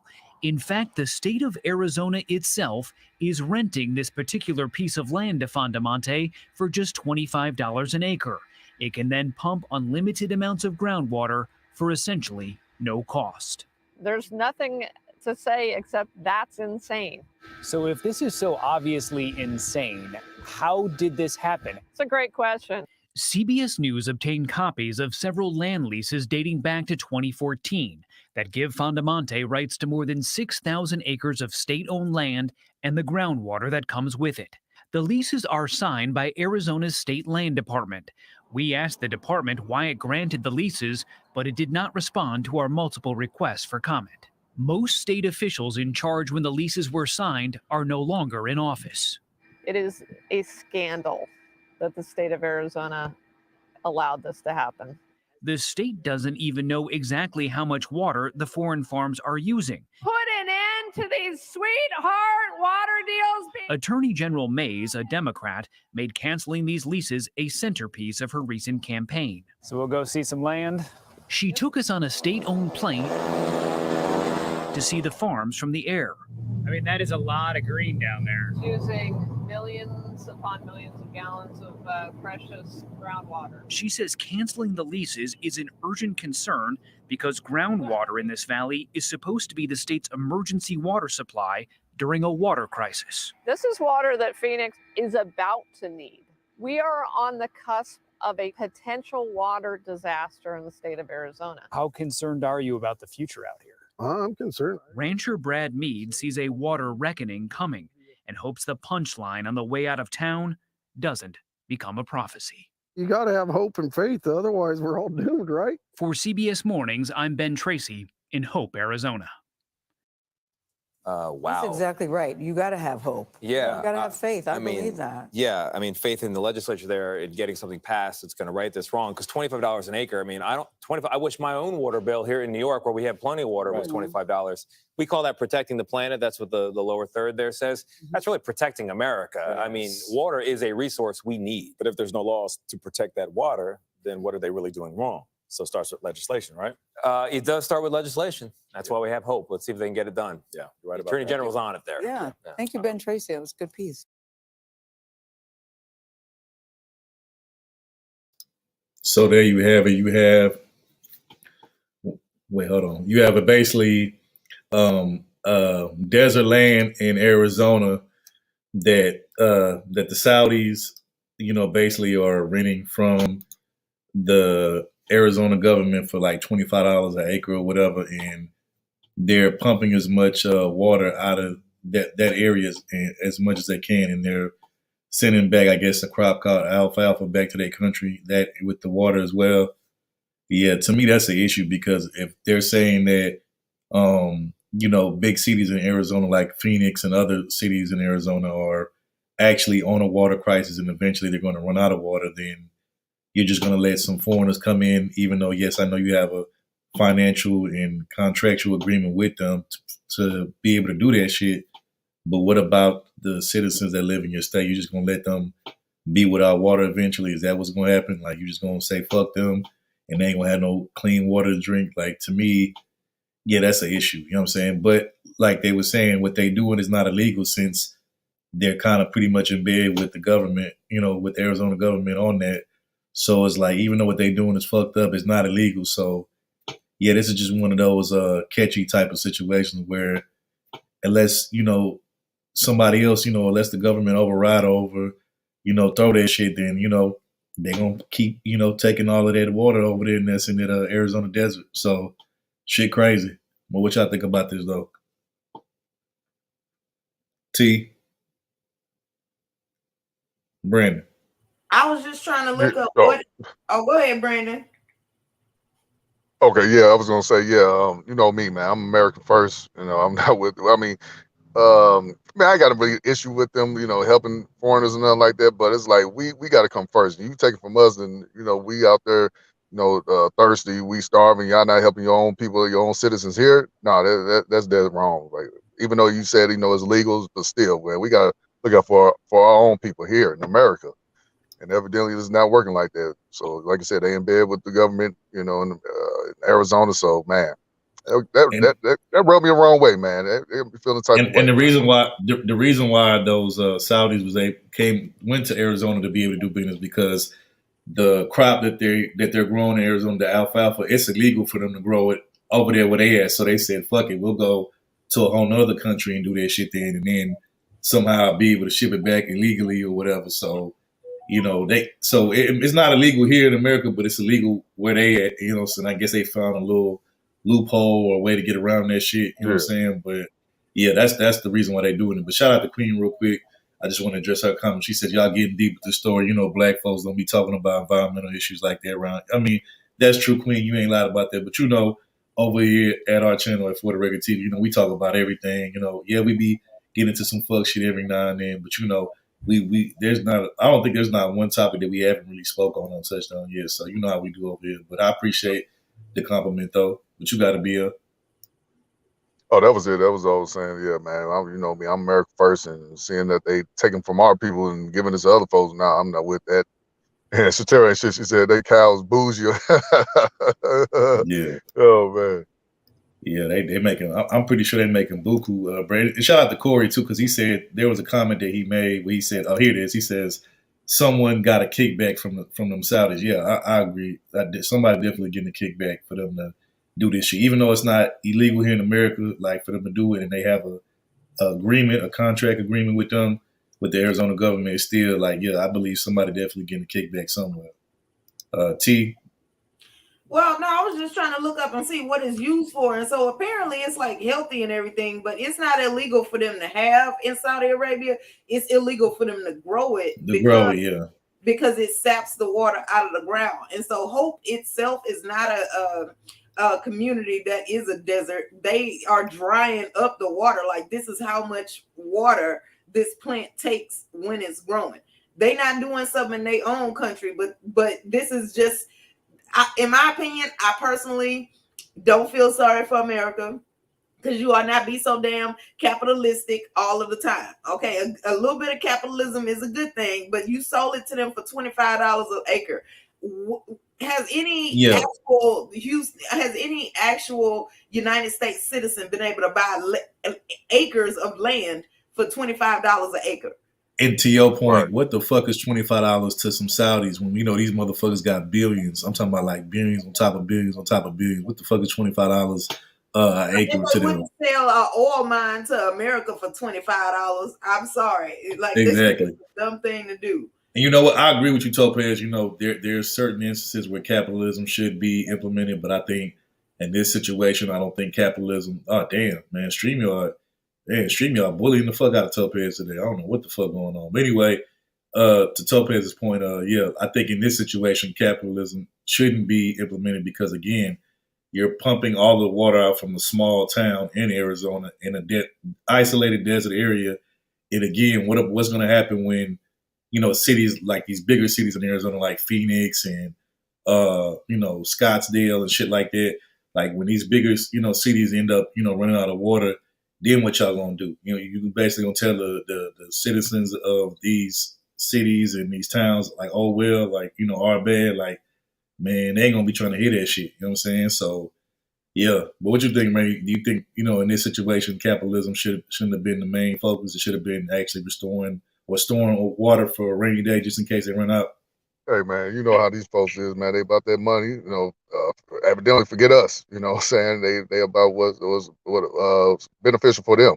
So they definitely gonna But do here's what's the right for thing. them.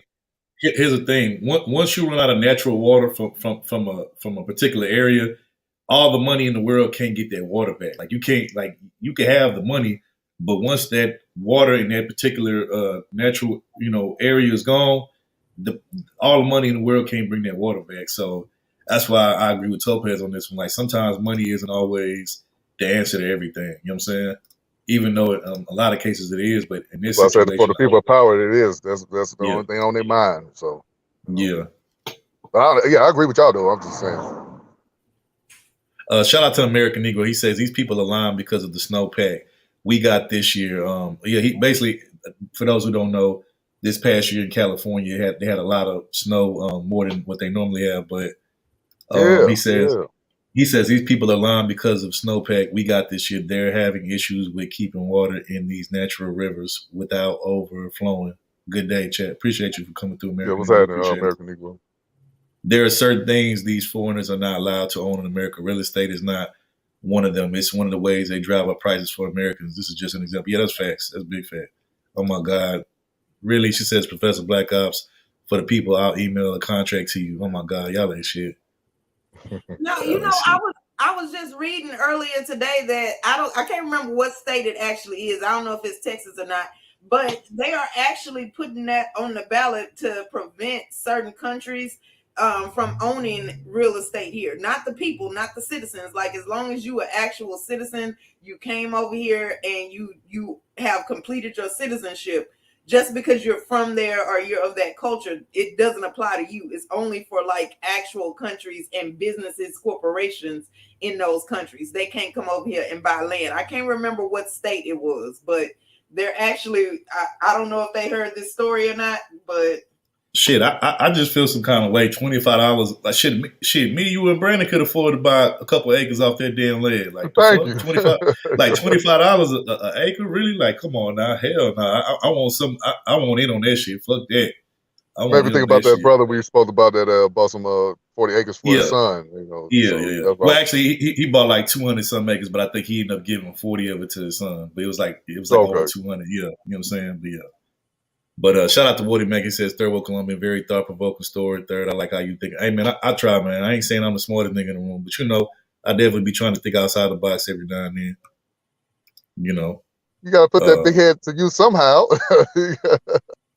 Get your hating ass out of here, nigga. Anyway, Saudi said, if we can't eat, we'll raise up the gas prices. Yeah, facts. You already know how they do. I'm Washington State rich. Chinese people buy houses and Chinese women come to America to have a baby so they can have citizenship, foreign hustles. Yeah. Queen of the South, my Africans talk about it. Wait. Go back to Queen. Go back to Queen comment. My Africans talking about. No, I was gonna say it sound like what you just saying. They pimping their women. Queen. The Asian man is pimping his woman. Get out of there. Get out of there. What up, brother Third War? How you doing? Oh, shout out to Mr. Miami, bro. Appreciate you for being here. Mr. Appreciate it. Miami, what's happening? Apparently, I don't believe you. Your Africans are from the UK, not America. y'all ain't shit. They don't want to use. Damn, bro. I don't know what's going on with Topaz today over the StreamYard. I don't know what the fuck going on. They don't Funny, want. my shit was tripping last week. Yeah. They don't want to use the Saudi desert water. They want to come to America and use our water. Oh yeah, that's facts. That's big facts. They fund the political campaign of people like he who shall not be named, Soros. Oh yeah, that's facts. That's facts. Queen of the South, how could you not believe me? I'm a white girl. Everybody believe. Oh my God, y'all ain't shit. Boy, I can't stand. Y'all ain't shit, boy. I swear. Devil is a lie. Yeah. The white woman don't lie. They just manipulate. That's why they sons believe there are born women and are oppressed. Man, y'all get out of there. Shout out to Kashel. She says, great stream. Y'all salute. Okay, appreciate you for coming through, Kashel. We appreciate it. Have a great weekend. Hey, Kashel, is that Ted the bear? Ted, what is that she holding? Is that teddy It's bear? a teddy bear. I don't know if that's Ted from the movie. I don't know why. Come I see that picture, I think about Ted, the movie Ted. I don't know why. I know. Ted was my movie too. That shit was funny as hell. But Yeah, that shit was hella funny. Hey, wait a minute. Sugar Bum. Don't do that. Wait. Hold on. Sugar Bum. Now, when you come in, I know goddamn well your grandmammy and your grandpappy told you when you come into somebody's home, you speak to them and you address them. So speak to the I need you to owners come in first. here. Right. I'm gonna need you to come in here and address everybody, not just talk. And I'm gonna need you to do it without an attitude. Do it with a smile, okay? Don't be doing that. Hey, Third and Nigger, what up? Do that. Don't do that. Don't do that, Sugar Bum. Anyway, China needs to be the main one banned from Ownerland here. Man, get out of there, Classic Creole. Get out of there. I finally got the food on the stove. I can finally sit down. What you over there cooking, Shatira? Let me find out. What you over there cooking? Yeah, she ain't cooking. She just got some Pizza Hut. Probably or some Popeyes or something. Pearly, I've already been recruited by Jesus, and he says your contract is from the devil. Y'all ain't shit. It's ways around for foreigners to buy land. They can buy it through a corporation. You know what? That's a good point. That's a good point. Shout out to T. Shout out to, shout out to Memphis in the building. We got TT in the building, Transparent Talk. Appreciate you for being here, TT. We appreciate it. Hopefully you're having a great weekend. I'm going to look it up. Let me look that up. Topaz, interesting information. Hey, Topaz, you have a little problem with your Wi-Fi too? Yeah, and I don't know. I'm not even touching the damn router or nothing. I literally haven't moved, so I don't know what's happening. Yeah, shout out to I was gonna say the post fix on myself. They're gonna be fixing on it Monday, but that's why I'm outside right now. Shout out to Shatira. She says Africans come and have kids here too. Yeah. Love Wisdom says anchor babies, the hustlers, real facts. And I don't think I've ever seen her over here before, but shout out to Isha Speaks. Appreciate you being here. Shout out to LSP. She says, hey everyone, what's going on, LSP? Are y'all gonna talk about we might, Queen, you never know. Hey, Queen, we might. You never know. Stick around. What about the black man? Black men do it too. What a white man at. Really? Man, if you don't get your ass on. We want just thoroughly things. Camera for Third.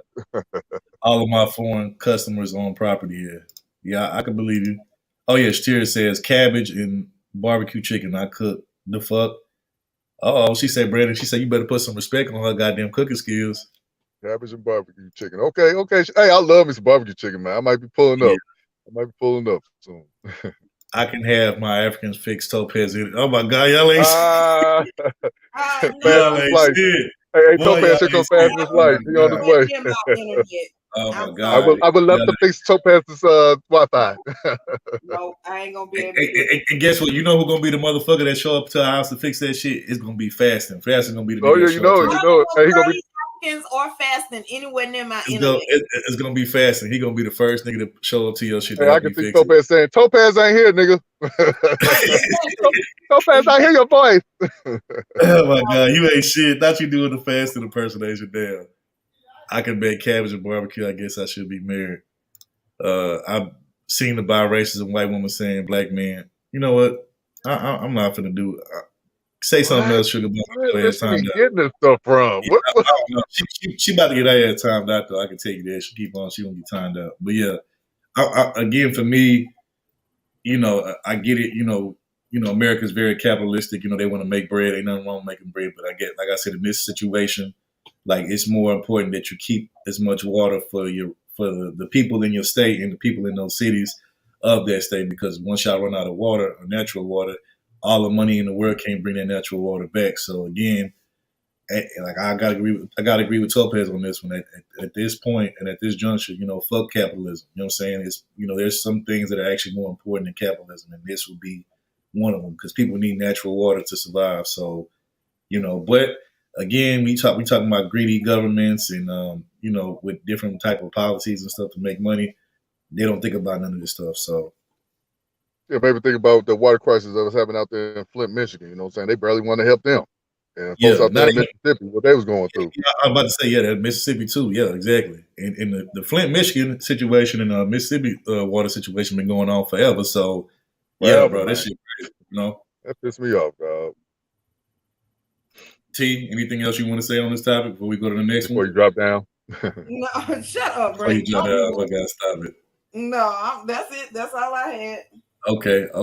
All right, then we'll go to the next topic. So next topic. Hold on. Before I do that, let me see. Hold on. I'm okay. Busy deal singing prom. Let's see. I make box cornbread and bake honey salmon too. Sugar bomb. You have to keep your relationship a secret though. Man, y'all crazy in the chat. Okay, so next topic on the list. Pearl, Sugar Bomb, you don't know, but Pearl and Third, you know what I'm saying? They got a little connection going on. They dating, I guess. So, oh my God, stop it, bro. Stop it. Anyway, next on the list of topics, I got to give a shout out to Queen of the South, you know what I'm saying? Because she kind of touched on it, hit on it earlier. So, this next topic is, I don't want to give too much of it away, but all I'm going to say is, this is what happens when, I guess you could say, hip hop and politics, cross goes wrong. Cross each other and it goes wrong. So let's get into that right now.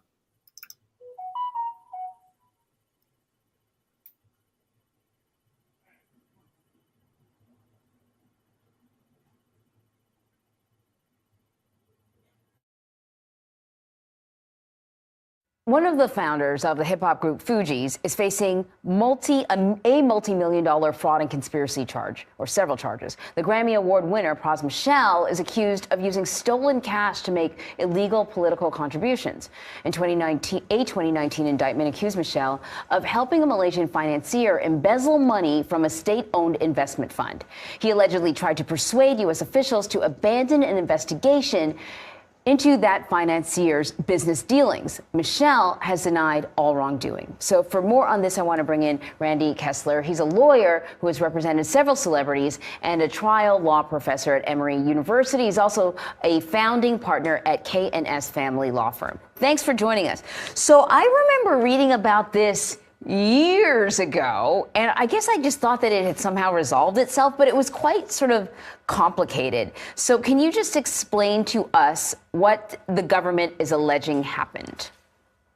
Well, quite complicated is sort of an understatement. This could be a whole course in law school. It could be a whole, documentary and a whole TV show, and it probably will be. But generally, the government is trying to say, foreign governments, stay away from us, keep out of our business. And they're saying that he was somehow involved on two fronts. One, funneling money to the Obama administration by paying for donors to come to events and then reimbursing them with foreign money. And then later trying to pressure the next administration, the Trump administration, into releasing a dissident or getting him back to China, and maybe not even helping with the prosecution of this guy, Joe Lowe, who everybody knows is behind the scenes and he's a co-defendant, but he's just not here. He's in China, so he's not really subject to this jurisdiction right now.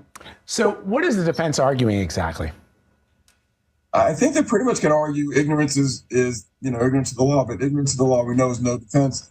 He was not doing anything intentionally illegal. In his opinion, he was trying to help do what he thought was right. He was trying to influence politics because he wanted certain politicians to be elected or certain things to happen.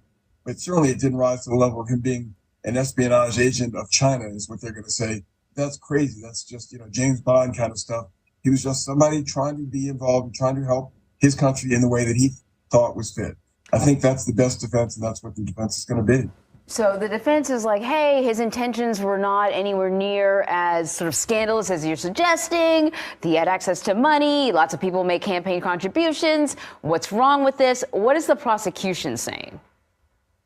They're saying he should have known better, and ignorance of the law is no defense. You know, when you're involved with that kind of money and that much stuff, you should consult with lawyers. You should figure out what you're doing.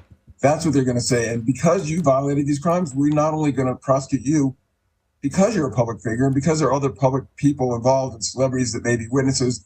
We want everyone in the world to know when you try to get involved in American government and you are in concert with a foreign government like China, don't do it. Be careful. Make sure you know what you're doing before you do this. Are they suggesting that he was personally trying to benefit from it, or that, financially, or that it was just he was trying to sort of peddle influence? I think both, right? There's a lot of money involved. When $100 million worth of influence, you don't do that for nothing. You don't have no side benefits. I mean, there's this big yacht that Joe Low is on. There's all sorts of benefits that he got with this. So what kind of a precedent would this set for how Michelle would be punished? So, we call in the law a chilling effect. We want this to have a chilling effect on this kind of conduct. We want people to stop doing this. And this is why you see celebrities, entertainers, athletes often prosecuted, sometimes harsher or more vigorously than the average person, because the public pays attention to cases like this. The federal government wants the public to pay attention to this and say, if you know of anybody, anything like this, or it even sounds or smells fishy, stop. Talk to a lawyer. Talk to law enforcement. This may be the case to make the point for them. All right, Randy Klessler, thank you very much. My pleasure.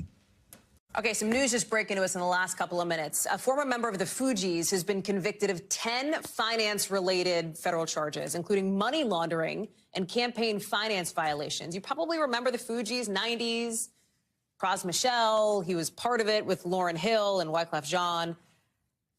But Michelle has now been found guilty of using illegally obtained money to get closer to former President Obama during his 2012 campaign and using millions more to bankroll an expensive lifestyle. NBC News legal analyst Danny Savalos joins me now. We have laid out the charges against Pras Michel, now found guilty. And the details here are pretty interesting. Talk us through it and your reaction to what we're learning in the last couple of minutes.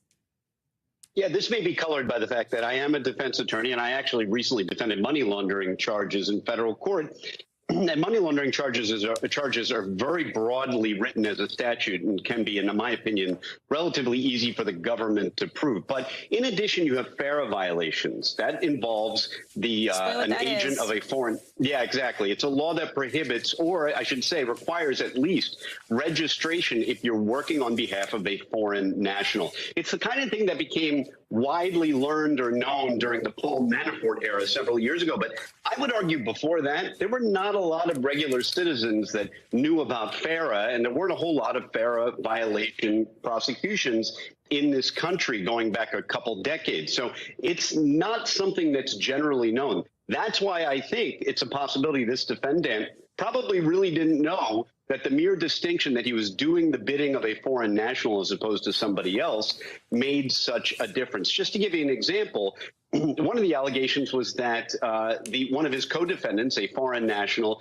gave this defendant $20 million to get a photograph with President Obama.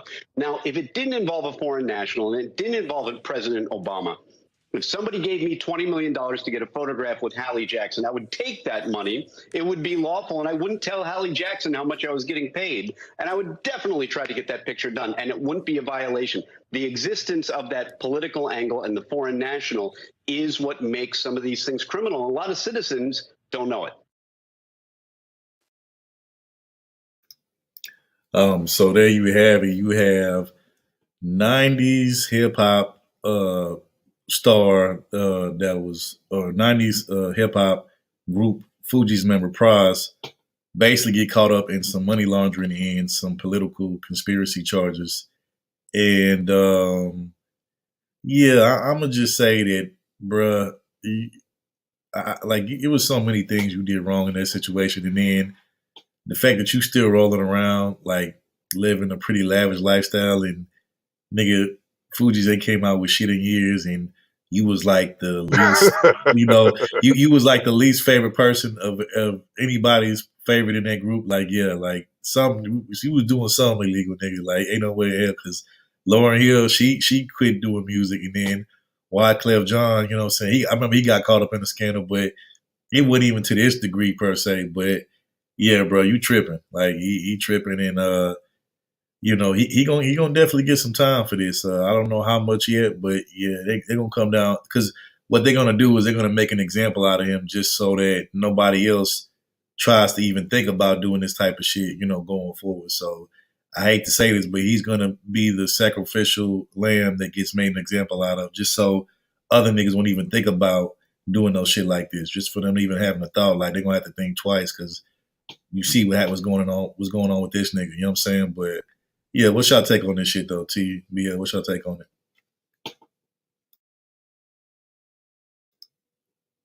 Y'all there? Okay, I thought she was gonna go, but somebody said his last hit was Ghetto Superstar. Hey man, that was bumping, man. Shout out to Maya and rest in peace, Old Dirty Bastard. Yeah, that was my song back in the day.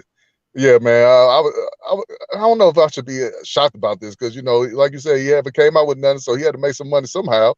You know, he had to Prize the Spy, man. Who would have known? But anyway, he had to make it somehow, make it seem like he's out here living good, living right, but evidently he's not. You know what I'm saying? So it's kind of sad, but he put it on himself. And somebody said this is a black man's fault. No, this is a foreigner. This is a foreign black man. So you can't blame us American brothers. We don't do stuff like this. Wait, question to you and everybody in the chat. And Queen she telling the truth. Said this is a mess. You think you getting a high value black man? He turns out to be a Chinese spy.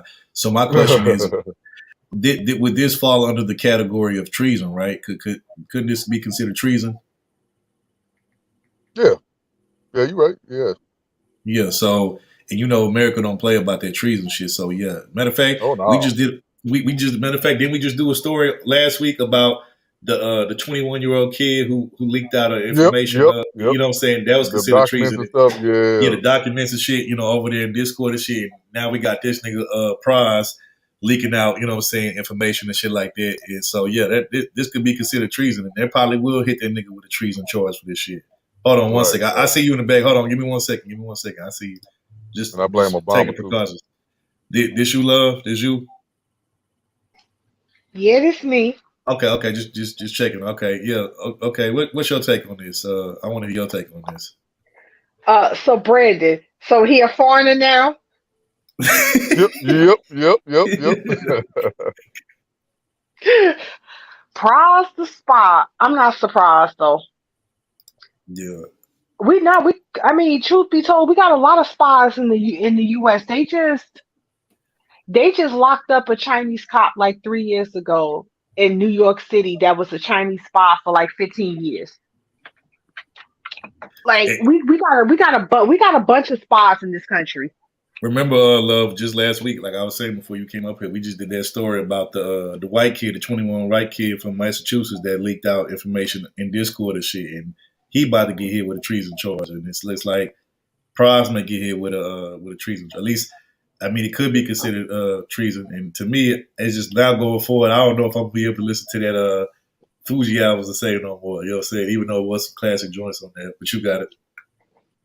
Yeah, they might use him as an example. They might not. My thing is, until y'all get Edward Snowden, y'all really shouldn't be trying to go hard on anybody, to be honest with you. You know, so yeah. I'm really not surprised that he got caught out there like that. He always looked a little shady. Like there was always something it was always something extra about him. Like, now we see. It's always the quiet ones. Yep, always the quiet ones. Shout out to Queen. She said he's facing 20 years. I'm surprised it ain't more than that. I'm surprised they ain't trying to bury that nigga for life. So, you know. I wonder how Wyclef and Lauryn Hill feel about this, they bro going down like this. Or maybe they like, well, we knew this nigga was shady back in the day, so we seen it coming. Right. I wonder if they got questioned by authorities though. Oh, they had to. They definitely probably was. But it's a lot of people. Trust me, Prize is not the only prominent person that's involved or that his name is linked into this. Like, I think I was looking at another video and they were saying like people like Leonardo DiCaprio is linked to this situation. Yeah, I heard about that. Yeah, it's a bunch of other famous people. It's just that Prize is the one that's getting all the attention because he was like directly involved with money laundering and all this other stuff. You know what I'm saying? But yeah, it's other celebrities that are their names are somewhat involved with this in some kind of way. Shoot, this like the Panama Papers version 2. Like, who Yeah, else? the rabbit hole definitely gets deep when you follow the money, when you follow the paper trail. It's crazy which names you're starting to see. I think they say Trump's name might have been involved in this somehow too, which to me that's not surprising. But yeah. Topaz, you back? Rabbit hole. Yeah, no, I'm here. I mean, I don't have nothing to say about it just because, like, I don't tell them people them, this is above my pay grade. I don't tell them people what they supposed to do with their money. So I don't know. I didn't even know about this until till y'all uploaded them before the show. Mm-hmm. Yeah, it's crazy. Shout out to hold on, I gotta find that comment. American Negro, you ain't shit. This nigga said high value tether. Y'all ain't shit. Oh my god. Oh my god. Y'all ain't shit. And then shout out to Queen again. She said, you can tell we are old. I don't think they teach kids civics in school anymore. They don't know what treason is, man. Look. Queen, they do not teach civics anymore. And I said they really need to go back to teaching that. Yeah, we knew about the three branches of government, the Bill of Rights, the amendments, treason, all of that, coup d'etat, all of that stuff. They really need Shout out to Queen again. She basically bringing up what I was just saying. Like she's saying, Leonardo DiCaprio had to testify because the Malaysian man who was funding the operation, I guess is what she meant to say, financed the movie The Wolf of Wall Street. You know what? That's correct. Yep, sure did. That's correct. Mm-hmm. Yep. Mm-hmm. And Queen also said actually what the white people did on January 6th was treason, but they have the complexion for protection. Well, no, that's not all the way true now. Some of them did get locked up, and shout out to Michael Bird, the officer that gunned down old girl Ashley Rabbit or Babby, whatever her name was. Shout out to that brother. He's a hero in my eyes. You know what I'm saying? He took down Karen. So yeah, some of them did get taken down though. Yeah, I think one of them, the longest term they dished out was 12 years. As they should. But what's the boy, the QAnon shaman? He just got released like last month. Wow. So, some of them that were supposed to be getting lengthy sentences, they're out on early release. Which I kind of think for that, they just want to kind of like shut everybody up, just kind of tap them on the wrist, do a couple of months in jail and just go about your business. I forgot her name. I thought it was Ashley Babbitt or something. Ashley Babbitt, something like that. Not Ashley Rabbit. Y'all ain't shit. Oh my god. Queen says they were chanting "Hang Mike Pence" while he was the vice president. Most of them got slaps on the wrist. Yeah, that's facts. Right. Mm-hmm. Mm-hmm. Yeah, man. Like I said, all you gotta do is follow the money trail and the paperwork, and like I said, eventually names will start popping up, even names that you wouldn't expect to see. Down the rabbit hole, they start popping up, and you be like, well, "Damn, what the hell is this person doing involved with this?" So, hold on one second. We got somebody at the back. Hold on. This you, Complex? Complex, is you, bro? You on mute? Complex. Yo, third. Okay, I knew I smelled reefer. Yeah, you good. I knew I smelled some reefer. Third, can you hear me? You ain't shit. Yeah. Okay. All right, bro. Appreciate you. Yeah. What's going on, bro? You there? You probably got a delay or something. I don't know what's going on. I just heard him, but I don't know what's going on. But yeah, whenever you ready, bro, just hop. You there? Yo, can you hear me okay? Yeah. You good, bro? Oh, shit. There it goes, dude. I was like, what the hell, bro? Yeah, you got it, bro. I'm saying I knew I smelled some kush. I knew I smelled something. Oh shit, here we go, dude. Hey, I got some plans if y'all want to see them a little later. But hey, happy Saturday to everyone, man. How y'all doing? No problem, good, bro. man. Appreciate Good, it. Appreciate you pulling up. What's your take on this prize situation, bro?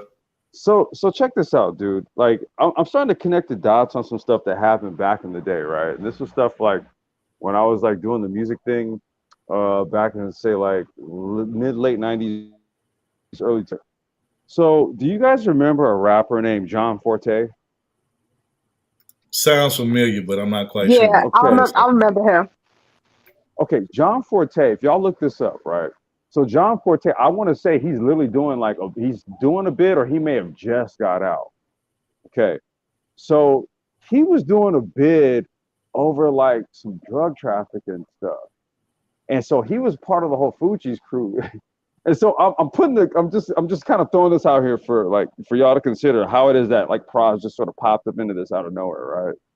So yeah, back then he got caught, and this was right before his album came out, or right when his album came out. I can't remember or recall which, but he got busted at an airport like smuggling, right? And I forgot how it was, like a stupid amount of drugs, right? A stupid amount of money.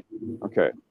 Then you fast forward, and if you guys remember, Praz got caught up in a kind of like a charity scheme or something. I don't know if you guys remember this. Something to do with Wyclef? Wyclef. I'm sorry, Wyclef. He did. Yep, it was a charity scheme do you remember that? Involved with. Yeah. Well, do you recall what that was about? Wasn't that about him, like when he was trying to run for president for Haiti? I don't know if he was running for president or if he was I think he was fundraising. Fundraising. Y'all, both of y'all are correct. He was fundraising, but also Love is correct too. He was trying to run for president. He was trying to run? That's what, yes, correct. Okay, and then what ended up happening? Something happened with that. What was that? Well, he got disqualified for running for president because of that funding scandal. Like the funds, I don't know if it was like to build schools in Haiti or something, but those funds were not going to that. He was taking all of them funds for himself, and he had a lot of donors back behind it. Right, and from my understanding, those donors were Chinese. Okay. Wait. Not Chinese. You mean like the same Chinese guy that Praz was working for and doing that stuff for? Not that. Hey, bro, listen. I'm not trying to suggest anything. No, you got it, bro. You got it. I'm not trying to suggest anything here, but I'm like, wait. There's some history here. From my sort of, my little doings and goings ons in hip hop, and I remember all the back chatter, what was going on back then. There was John Forte, and I'm not suggesting that. I'm just throwing this out here. I don't know who he was doing that for. One could guess, right? Just saying. Nah, the way you breaking it down and explaining it makes a lot of sense. I can see where you kind of connecting the dots there. So yeah, for sure. Hey, dude, I'm saying the only one that's not in the picture is Lauren. I'm gonna leave it right there. Get out of there, bro. Hey, bro. See. I didn't mean to do that, dude. I didn't mean to do that. Nah, I got you. Nah, but that's an interesting take, though. I mean, like everything you're saying, it makes a lot of sense, So, and yeah, I do remember when Wyclef Jean got busted for for taking that money and then not putting it where it was supposed to go, and then this is all in the midst of him trying to run for president of Haiti. So yeah, I remember that. Right, he got caught up. Prosden got caught up, and John Forte got caught up. Yep, I'm just saying, bro. Look at it for what it is. Yeah, I remember all of that, bro. That's crazy. But like you said, the fact that it's him, and then it's Wyclef Jean Praz, and the fact that Lauren her name has never come up in any of this shit. That shit crazy. Right, exactly. And Queen, like she's saying right here, it's an 11-year investigation. See, I almost want to tie Praz in with some of that John Forte. I almost want to say it's all intrinsically tied, but I don't know. I can almost guarantee you there's definitely some connection there. I don't know exactly to what level, to what degree, but I can guarantee you some type of connection there somewhere, especially if you look hard enough or deep enough, it's probably something there. Well, yeah. Anybody else got anything on? I don't want to take it up, but I heard y'all talking about it. I was like, I thought this would be. Question: do you think they say he's facing 20 years? Do you think he should get more? Do you think he should get life, or what do you think he should get? I don't know. See, the thing is that he's involved with some stuff that has to do with people on the other side, i.e., Asians, right? Yeah. See, so it could be one of those things where he turns over some names or something. You never know, dude. But see, that's the kind of game you play with all this shit. Yep. He could turn in some names to get less time, but then now on the other side, he on a hit on the list other, if he does that. right, because you got to think about the people, what they're involved in. So it's like you got a handler versus a handler versus a handler. So if you give up names, that could be your life. So it's Well, wait like, a well, check this out. Didn't they just shut down a Chinese police station in New York? Uh-oh. Let me shut up. did they? Look that up. I gotta go. I ain't heard about that yet. I gotta go look that up. But real Look quick, that up. They yeah. Did you know this? So the guy that Praz was working for, the Asian guy that Praz was working for, I guess or the Malaysian guy, he supposedly was the one that financed the movie The Wolf of Wall Street. Mm-hmm. And I guess Leonardo DiCaprio had to testify, like I guess about that. Do you know? He did. You know that? Yeah, that's crazy. Yeah, it's a lot of like a lot of money. It's really weird how a lot of like shit happen. How do I say this? So like the money schemes to get financing for certain things and stuff like that. Like it's how people get caught up, in these very weird situations. You know what I mean? And whether they know it or not, I'm pretty sure they knew it. But I'm just saying, bro, there's like a track when it comes to the Fugees, man. It's like a track record of it. Hey, I guess the U.S. government said, "Ready or not, here we come. Here I come. You can't hide." Right. Yeah, you know what I'm saying. So right, because like again, it's too many spies out here, and on top of that, what the United States is really on high alert because Russia and China just renewed their allyship. Yep.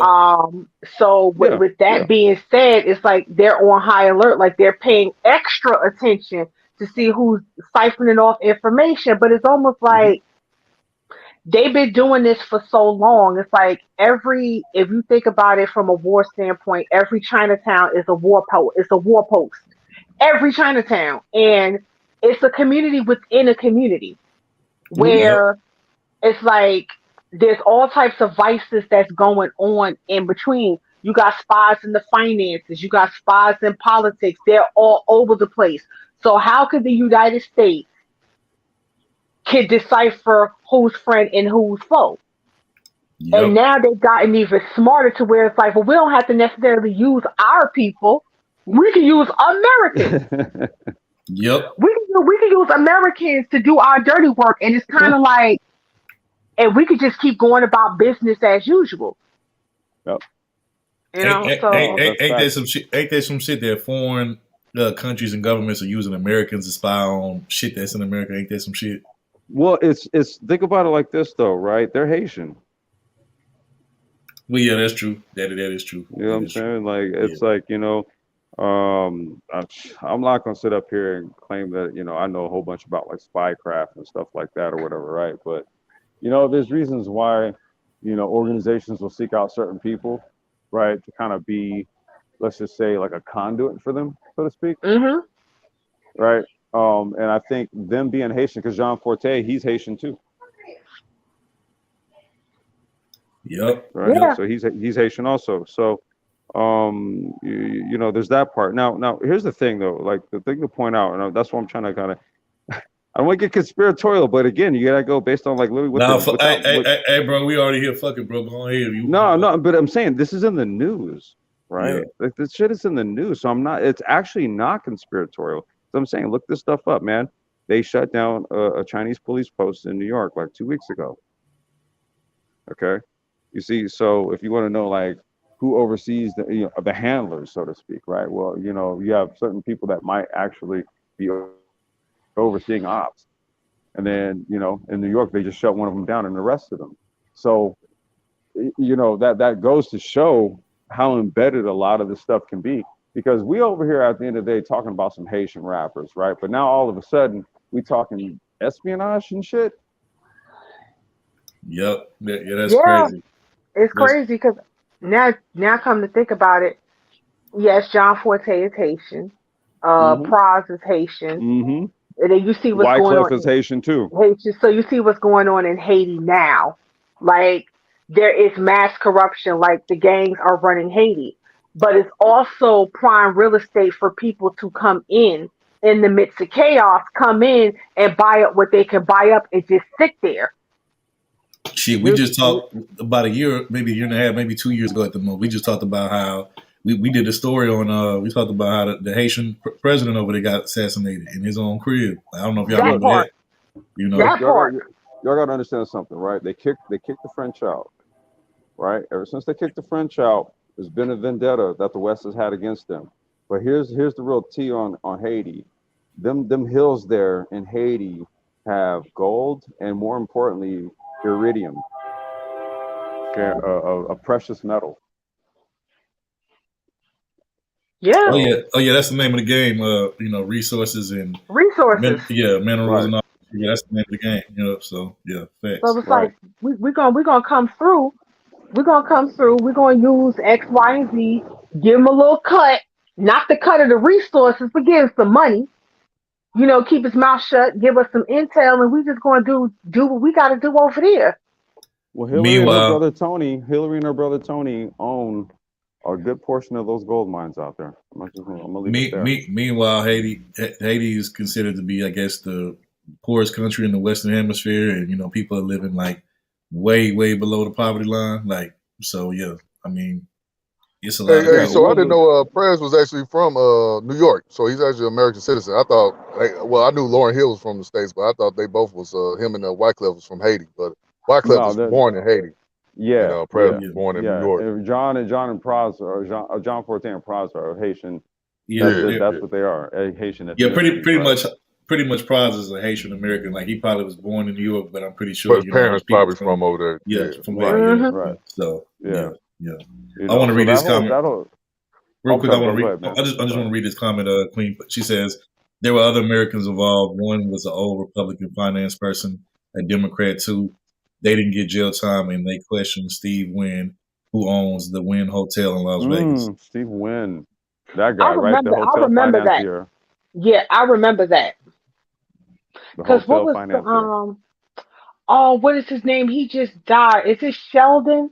Oh God, the man just died like not too long ago. Who? Is it Sheldon wait. Sheldon Adelson? He died? Yes. Did he die? Died? I don't know. That's what I'm saying. Sheldon Adelson. That's the name. When Queen brought that up with Steve Wynn, I remember Sheldon Adelson a part of that too. But did he died though? I think Sheldon is still alive. Because he's a billionaire. That guy's major. I mean, it's a billionaire, but I think did he die? I think Sheldon's still moving, but that rabbit hole is very much deep with a lot of stuff. Yeah. Like I said, Leonardo DiCaprio's name came up. Of course, Praz. I think they said Trump's name came up somewhere in that mix. So it's like I was saying before you came up here, Complex. The more you follow the money in the paperwork or the paper trail, the more names pop up that you probably wouldn't even think would pop up. And see, bro, it all started with this cat John Forte, who was like a rapper who's largely not known. That's why I was like, bro, if we get up to like where we are now, it's actually started like 20 years ago or something. Yeah. Oh yeah, Sheldon Adelson, he died 2 years ago. Okay, so he did die. Wow. Yeah, man. Huh. That was one of the richest dudes around, and he throw his weight around in his money. Right. Look, it goes deep. It goes deep. Damn. Okay, I didn't know that. I learned something new today. Yeah, that rabbit hole motherfucker, ain't it? You know what I'm saying? It goes deep, man. Yep. T, did you give your take on this already? What's up, Iz? You there? I don't know, maybe she stepped away, but I like to be a nerd here. I'm always learning. Hey, look, we try, Queen. We talk about things that a lot like we talk about things over here that most people don't. And shout out to YouTube Complex. Shout out to the Black Brain Trust. That's why you already know, bro. Come on, that's why I like That's why I like channels like ours. Because we stay away from the trendy. I mean, every now and then we might touch a trendy topic over here. I'm not gonna lie, but for the most part, we tend to talk about things that most people aren't discussing. You know what I'm saying? Mhm. So, you know, I don't know Yeah. if you've seen that topic before this one, but we did a topic before this one where there's a small town in Arizona called Hope, Arizona, where you had these Saudis Oh, come the there. alfalfa? Yeah, the alfalfa. Yeah, You I'm know out about here, that? dude. Yeah. Yeah, Okay. yeah, yeah. Yeah. It's water wars going on, bro. Yeah, what you think Water about wars. that? What you think about that, bro? They basically taking all of the, and they basically Okay. saying, and they saying in the future that big cities like Phoenix and them could run out of water if they pump all Yeah. the water out of there. Okay, so look, it already happened kind of close to there, dude. Maybe like about a month ago, there's a small city, like so down in San Diego. So San Diego border, so California, Arizona, Mexico, right? It all has like a Yeah, little thing right it's there, like right? right there on the border. Yeah. Yeah, there we already had something to where a city, so San Diego redirected some water from a city, right? So they're redirecting water. Then it happened in Arizona in Scottsdale, right? Now the reason why it happened in Scottsdale is because, like you said, you have those Saudis that are scooping up all the water. Okay, but you gotta look at it like this, dude. They set up alfalfa operations there, right, to the tune of some millions and maybe even a couple $billion, right? Then you have the Lucid plant that's in Arizona. They dumped like $3 billion in there a few years ago, right? So Saudis have dumped a shit ton of money in Arizona. Okay, who the hell's gonna tell them they can't get the water? I didn't even, and to be honest with you, I'm surprised, bro, because when I think of desert, I think dry, no water, like Nah, dehydration and shit. But it's a lot of water out there in the no, it's Arizona like desert.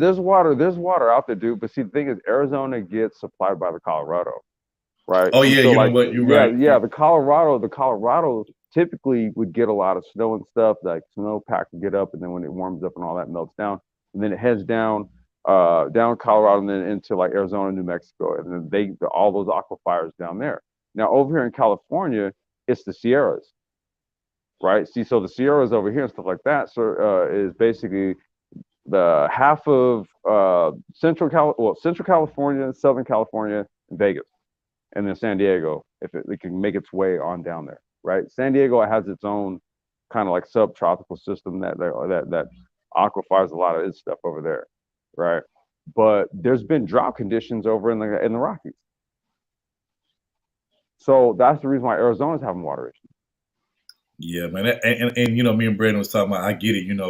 At the end of the day, we're in America, land of capitalism. Capitalism always gonna reign supreme over anything. But I just feel like in this situation, fuck capitalism. Like, because again, what's gonna happen when all of that water gets drained out of that area, and then like cities like Phoenix and all these other surrounding areas of Arizona, then now you ain't got no water. What you gonna tell them? Oh, it's business. Like what you Yeah, gonna tell no, them? that's it. No, that's literally what it is. It becomes a argument in the city council, right? And all of those meetings and stuff like that, right? Because on like the county levels and stuff, that's where they're saying, okay, here's who we're going to appropriate more water to versus, yeah, over here in these zip codes and stuff, we're going to put a lawn watering restriction, for example, right? It's like, well, how the hell can these guys get over here and just get access to this free water essentially, and then you're going to sit over here and tell us that on the odd days of the week we can water our lawn? This is BS, right? So it's that type of stuff where they'll put the let's just say the home buyers in the community at large, hold them to one standard, and then let's just say an alfalfa plant, right? That was promised a lot of tax incentives and a lot of back scratch deals, i.e., free water and shit like that, right? They're gonna get what they're gonna get because that was kind of like part of the deal when they decided to dump all the money and set up the operation. So there's not a lot that the people can do as a result of this, and that's what you got going on over there. Yep. Well, I'm glad that you heard about that topic because, but then again, I'm not surprised because you kind of into those Well, I type of lived there. I things. used to live in there. I lived in Arizona for a few years, and my family's from there. So Okay. yeah, I know a lot about it. Yeah. I'm glad that you kind of familiar with the topic in that area when we Mhm. was talking about. So yeah, for sure, appreciate it. Real quick, shout out to the fam in the chat. Shout out to Lady Love. Appreciate you for being here. She said, "Sorry, I'm late, fam. Been with the kids. It's fine. We appreciate you, fam. Anytime, man. We appreciate it. Don't worry Shout about out it." to Lady Love. Appreciate it. And shout out to American Negro. He says heart. Yeah, bro, facts. You know what I'm saying? But yeah, all right then, man. We're gonna get into the final topic of the day. If you want to stick around Complex, you can. You're more than welcome to. That's fine, bro. You know what? Here's the thing, dude. It's hot out here, and my device is overheating, so it doesn't want to No, it's cool, bro. Hey, I understand, bro. And my battery's low, but I want to just give y'all a quick little cannabis plant update before I bounce, dude. Okay, all right, bro. Go ahead, bro. We just gotta flip the camera up real quick, show y'all what's cracking for the new grow season. Yeah, we appreciate you, bro. We appreciate it. Y'all Like I said, bro, when I come out there that way on the West I got Coast, you, bro, dog. Like I bro. told you, man, hit me. Okay, but Complex, can you take him to a museum too? I got third. Get your hate ass out of here, T. I got third. I'm gonna take him. Take his ass to the library. I got him to a pass. I got him. Yeah, I'm gonna take him to some libraries. All right. You know, Complex do other things. You know, third.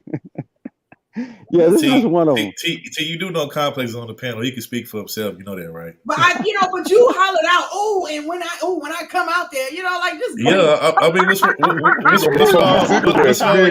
with smoking cigarettes? Looking ass. No, what's wrong with me? He and I done chopped it up about this already, so it's been in the works for a minute. What's wrong with indulging? He followed that out so excited. He was like, "Yes." Wait. What's wrong when we want to indulge in West Coast leafery? What's wrong with that? What's wrong with that? Because you already forgetful. You forget to give me the link and everything. That's why we hour late now. So it's gonna make you more. And then absolutely there's nothing wrong with it, but you got to let me make fun of you. So there's that. Right. Okay. Because you know what, Complex, you did an upload that I liked. I came in and I gave you a like on that photo, on that video. It's looking good. You was talking about math. Oh, the Fibonacci. Yeah. Yeah. Hey, I'm gonna just say that I was talking about the weed looking good, bro. It's looking good. The plants this and leaf looking good. This is Afghani. Yeah, the plants, the plants. The plants. Excuse me. The complex in his gardening skills. His gardening skills is off the chain, man. Yeah. That's cilantro. That's cilantro, y'all. That's cilantro. It's cilantro. This is a family show. This is cilantro. It's a medicinal herb. This is Afghani right here, and that's wedding cake right there. Okay. Wait a minute, why is it called Afghani? I'm just curious. Oh, here we go. No, because no. Real talk, because it's an indica variant that comes from Afghanistan. That's what grows up in Afghanistan. It's that killer. It's that killer. Yeah, if you want to know. You stupid, seriously. If you want to know one of the reasons why they were there for that, that opium, lithium, all that shit. Okay, so look at Topaz. I want to try it. Look, she tried to get on me. She told me she does a little bit. She said, "Wait, Complex. What she say? What she say?" She said she smoked a little bit. Yeah. He's snitching. Yeah. I'm snitching like a motherfucker right now. Hold on. Talk about y'all see how she tried to get on me for getting excited about something. Right. She just got excited too, though. You see what I'm saying? Projecting like a motherfucker, man. Projecting like a bug. But no. Okay, so here's the thing, though. I don't actually roll it or anything. I have my okay. Now she being real coy about it. Wait. Right. She get real coy about it.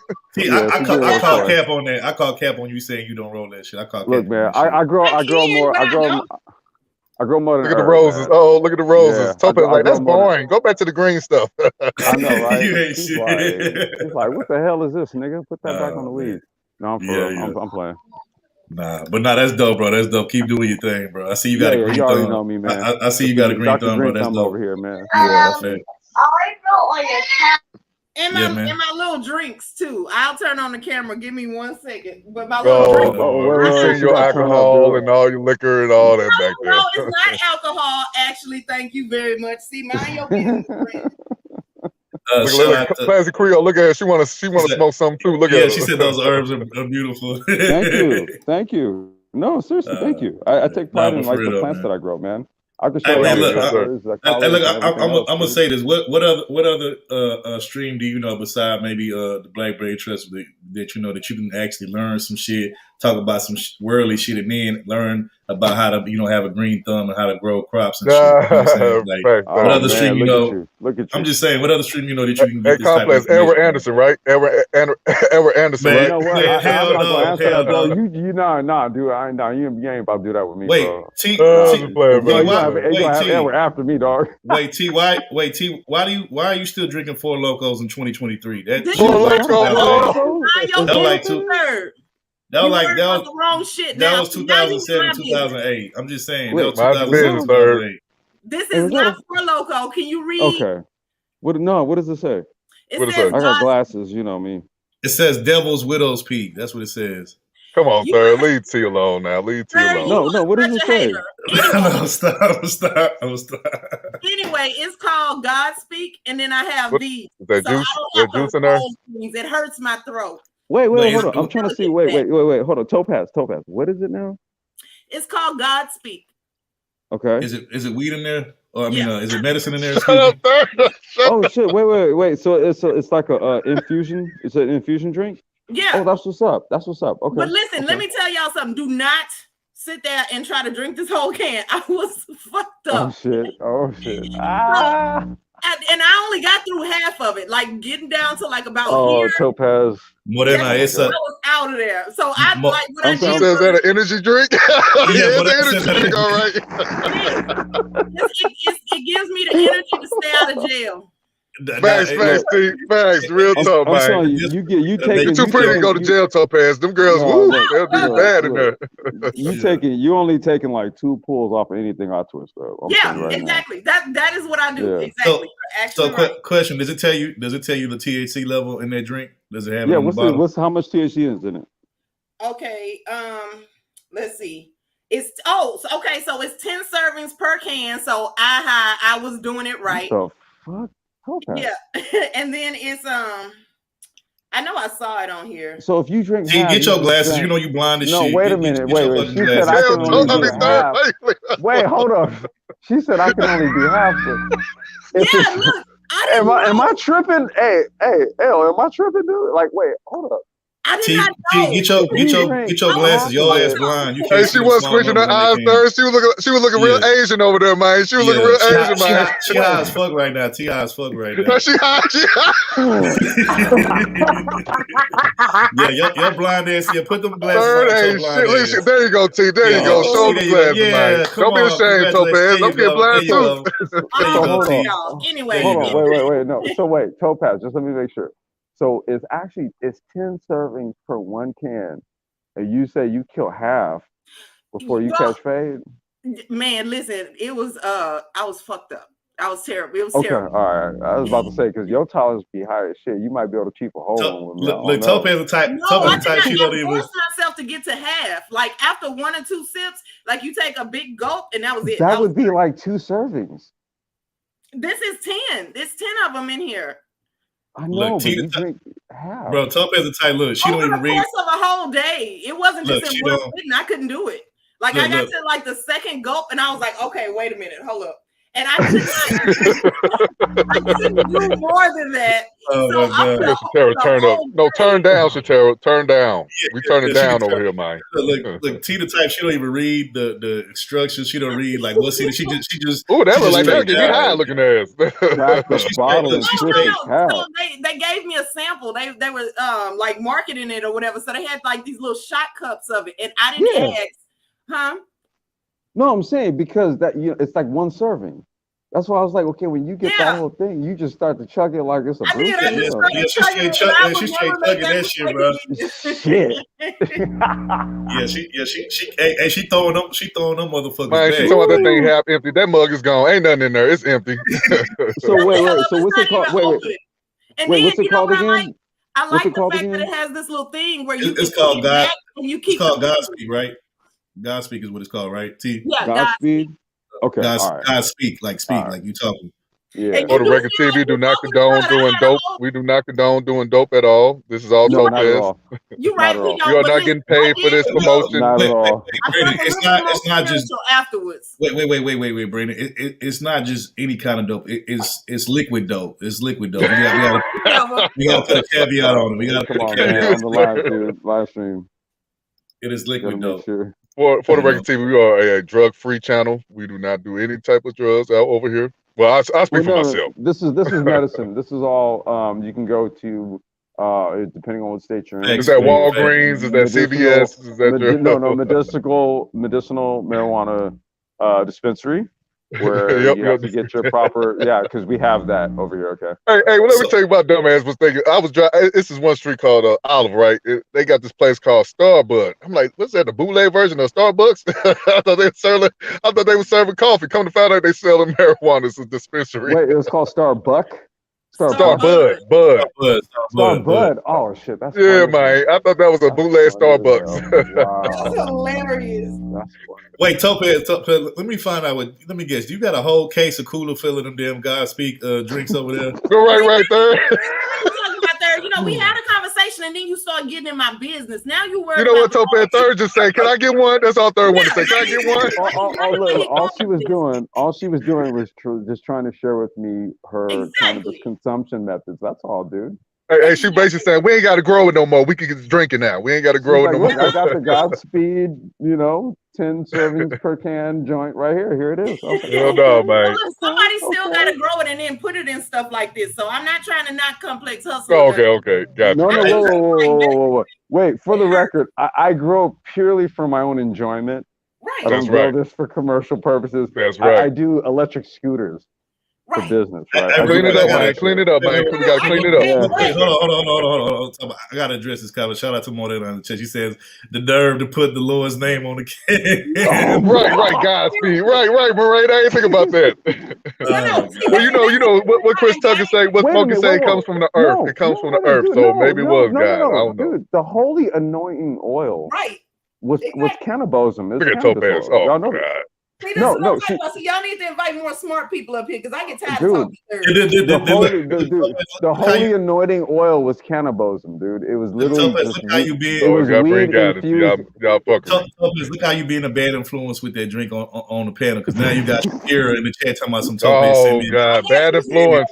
This is a bad week. No, Sarah. No more smoking drugs, Sarah. Your mama used to tell you no more smoking drugs now. She said she was gonna drink it. So mine. No more drinking drugs. Hold on. Look at Gemini. Communion. Look, you even got Janetta agreeing, and then this nigga Gemini talking about some communion. Y'all ain't shit. Exactly. Hey, yeah. To me, it's passing the duchy to the left-hand side. That's communion to me. And there is nothing wrong with that. Facts. I thought your phone was overheating. Now you're influencing people to do this stuff. I still got battery, bro. I still got battery, so it's chilling right now. I'm about to get another. Wait, let's read this disclaimer. Let's read this disclaimer for Complex sake. It says, for the record, Complex Design does not sell weed. He is not engaged in any drug trafficking in any capacity. Yeah, facts. Appreciate you. See, Queen, I knew you love black men. I knew you looking out for us. I knew you love us. No, I got a question, right? So, okay, Complex, he is a botanist, okay? He is growing certain things, but if somebody let them get a one-on-one section, man. Drop everybody having them one-on-one. No. It's a quick question, okay? But he's not putting it into food items, but would he allow somebody who was, just happened to be in the neighborhood, would he allow them to put it in certain items like drinks and or food and whatnot? Would I allow them? Mm-hmm. I mean, are they adults? Yes, they're adults. You know them. They came over. They were in the neighborhood like, hey, Complex, what's going on? And, and the conversation carried from there such that this became... This is Topaz saying, hey, Complex. This is all hypothetical, right, bro? Go ahead. No, go ahead. Yeah, this is purely hypothetical. Hypothetical, yeah. Because you said that you wasn't selling it and you don't do it for commercial means. I get that. I get that, right? But if the conversation led such that one ends up with that being a relevant comment to make in said conversation, are you opposed to it? What, like if they wanted some weed for them to go and put it in into something? Yeah, and they go make like some brownies or something, or they come back with like a tea and whatnot. Yeah, I See? don't care. Take it. Okay, see there. Thank you. So shut up, third. Now mind your business. I didn't even say that. I'm on mute. I'm on mute. Man, I was thinking. I said Topaz asking for a friend. She asking for. I'm asking for the audience. They want to know. I mean, like if it was like somebody around the corner, a neighbor, and they were an adult or something, and we talk buds. Like I have a neighbor that does that. We trade weed all the time. See? Okay, see, that's all I I'm don't have saying. a problem with that. No. Hey, you know what? Complex is doing anything. Okay. You know what? That settles it, y'all. That settles it. I'm moving next door to Complex because he seems like a really good neighbor. That's the type of neighbor that I want in my life. The one that to trade me like. It was trading though, third. So what you gonna? Anyway, like I said, the one that trade me some leafery, some good leafery, that's a pretty good neighbor. Those type of There's neighbor. a lot of nice homes being built out here in this area, bro. I would really suggest looking into it there. Okay, but Complex, what you gonna make him bring to the table? Because you said trade. That means that it's mutual. I would talk about it. Barter. Barter is the thing. The whole barter system. Yeah, T. Wait. T, why are you trying to get in the middle of our bartering system? I mean, that's what I'm saying. Like, you gotta let men like negotiate shit. Maybe maybe he's like real good with fishing rods and shit. He's like, yo, I got here. That ain't good with no damn fishing rod. He's a. I don't know. I'm just saying. That's what men do. They used to encounter each other like in like various lands, and they go like, "Hey, y'all fish. both What do you have sink for down trade?" the goddamn water. Y'all ain't gonna make it with this goddamn head. Real quick, let me read this comment. Shout out to Lady Love. She says, "I was an operational manager in the cannabis operation. The smell just gave me headaches, so I quit." Okay, that's interesting. That's dope. Oh, wow. Just Pearly said, "My Africans grow the best cannabis." Okay, shout out to Just Pearly. Classic Creole. She said. Look, tough as she said, Class Creole. She said, "Drinking the Lord's name in vain, shake my head." Thank you, Class Creole. Thank you. I told y'all, man, Jesus was putting that stuff on his forehead, man. It was the holy anointing oil. Allegedly. No, dude, the recipe is in the Bible, dude. The recipe is in the Bible. Look, I'll tell you, no. Hey, I gotta get my nigga Eisen up here, man. He know all about that Bible. It's cannabis, olive oil, frankincense, and myrrh, and it was like I think honey or something like that. I'm not even playing. Go look that up. That's the holy anointing oil. That's the recipe for it.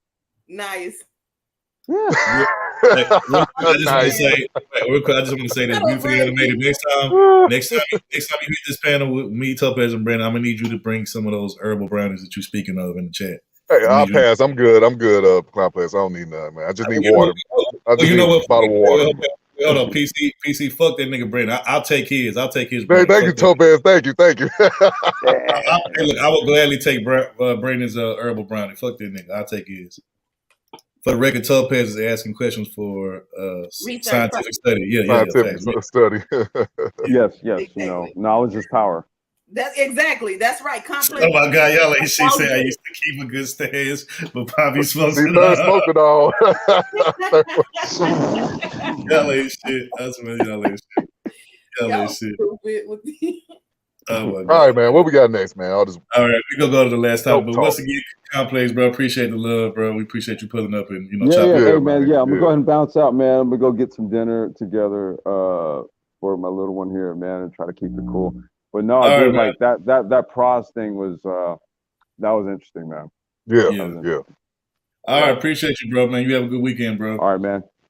Happy Saturday, y'all. Peace. All right, you peace, too, man. Peace. Lil Wisdom, you ain't into all that, that dope stuff, that dope talk like me, right? We squares. I'm square, She be denying nothing. Yeah, exactly. Hey, nigga, she over there. Hey, she basically said, "Nigga, I hit it a couple times. You know what I'm saying? Get my puff up on. Get my mellow on. You know what I mean? Get mellow on. Look, why you up? Well, I'll be over here in the corner with my water. Then I just be over here sober by myself. Then. Fuck Look, why you up there talking about square, nigga? She over there rolling up a square, nigga. As right. She's why you talking shit? Nah, let me see, that's why I was silent. See, y'all. Yep. Lil Wisdom was a little too quiet over there. I don't know if she enjoying this or what. I don't know. I got to know, man. No, but leave it to third, because then he got to call it out like a. Get your head ass to the Damn, that was a good one, third. The point is, third, we outgrown. We get it. We need you to say it. Oh my God, y'all ain't shit. But shout out to the chat, man. Our chat, we be rolling over here, but. Why do niggas quote the Bible but can never tell you where to find the scripture? Now, David Johnson, give him credit. Now, he'll give you that scripture name and all that. So, He's one of them that will definitely do Shout out, that. And I'm sure shout out, Topaz know too. shout out to David, aka Bishop Longwinded. That's Bishop what I'm saying. Longwinded. My favorite pastor. You know what I'm saying? Yes, But sir. all right, y'all. We're gonna get in the last topic of the day, man. We're gonna Yeah. close it out. And so I'm trying not to get this one away too much, but pretty much this last topic is pretty much hold on. This is pretty much we got some sad news. Recently we talked about the whole Jerry Springer passing away. Well, there was somebody else that was famous that passed away, and I would say this one definitely has more of a defining legacy. And this person, I would guess you would consider him to be an icon. So we're gonna get into the death of an icon right now.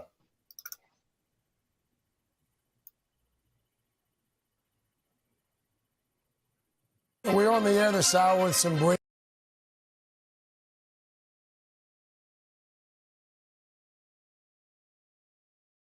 We're on the other side with some breaking news. Legendary singer, actor, and activist Harry Belafonte has died, beloved for his hit songs like Deo and his civil rights work. He died at his home here in New York. NBC's Rahima Ellis has a look back at Harry Belafonte's life and legacy. Dale, Dale, daylight come and we want go home. His voice made Harry Belafonte famous, but growing up in Harlem in Jamaica, his mother taught him to use it to do more than entertain. She would say to me, never go to bed at night knowing that you have spent a day in which you have done nothing to try to change injustice. And Belafonte started fighting early, joining the Navy at 17 to serve in the Pacific during World War II. After the war, he sang in clubs before receiving a Tony Award for his 1953 Broadway debut. Next came success in Hollywood, including an Academy Award nomination for Carmen Jones. His career was one of firsts, the first African American to win an Emmy. Down the way where the nights are gay and His album Calypso became the first to sell 1 million copies. Through it all, Belafonte made his voice heard. A friend and confidant of Martin Luther King, Belafonte marshaled celebrities to the cause of civil rights. No one can deny the fact that art and culture played a huge role in how human minds and hearts were opened and touched. At King's funeral, he shed tears beside King's widow. I roamed the streets, leaderless. Belafonte spent his life on the front lines, protesting apartheid, calling for a ban on nuclear weapons. To fight famine in Africa, Harry Belafonte once again gathered celebrities to raise awareness and more than $60 million. In 1994, Bill Clinton awarded Belafonte the National Medal of Arts. Belafonte spent more than 25 years as a UNICEF Goodwill Ambassador and dedicated his later years to inspiring a new generation of artist activists. We still have wars, we still have poverty. As long as these things exist, there's always going to be something to do. But that cannot distract from the fact that we're on the way. A way paved in part by a man and his music. Daylight come and we won't go home. Rahima Ellis, NBC News. Harry Belafonte, truly a life well lived. Thanks for watching our YouTube channel. Morning of congestive heart failure and movie star and civil rights. Music titan and movie star and civil rights leader Harry Belafonte has died. A spokesman says he died this morning of congestive heart failure in New York City. Belafonte was 96 years old. NBC News correspondent Rahima Ellis has a look back at his legacy.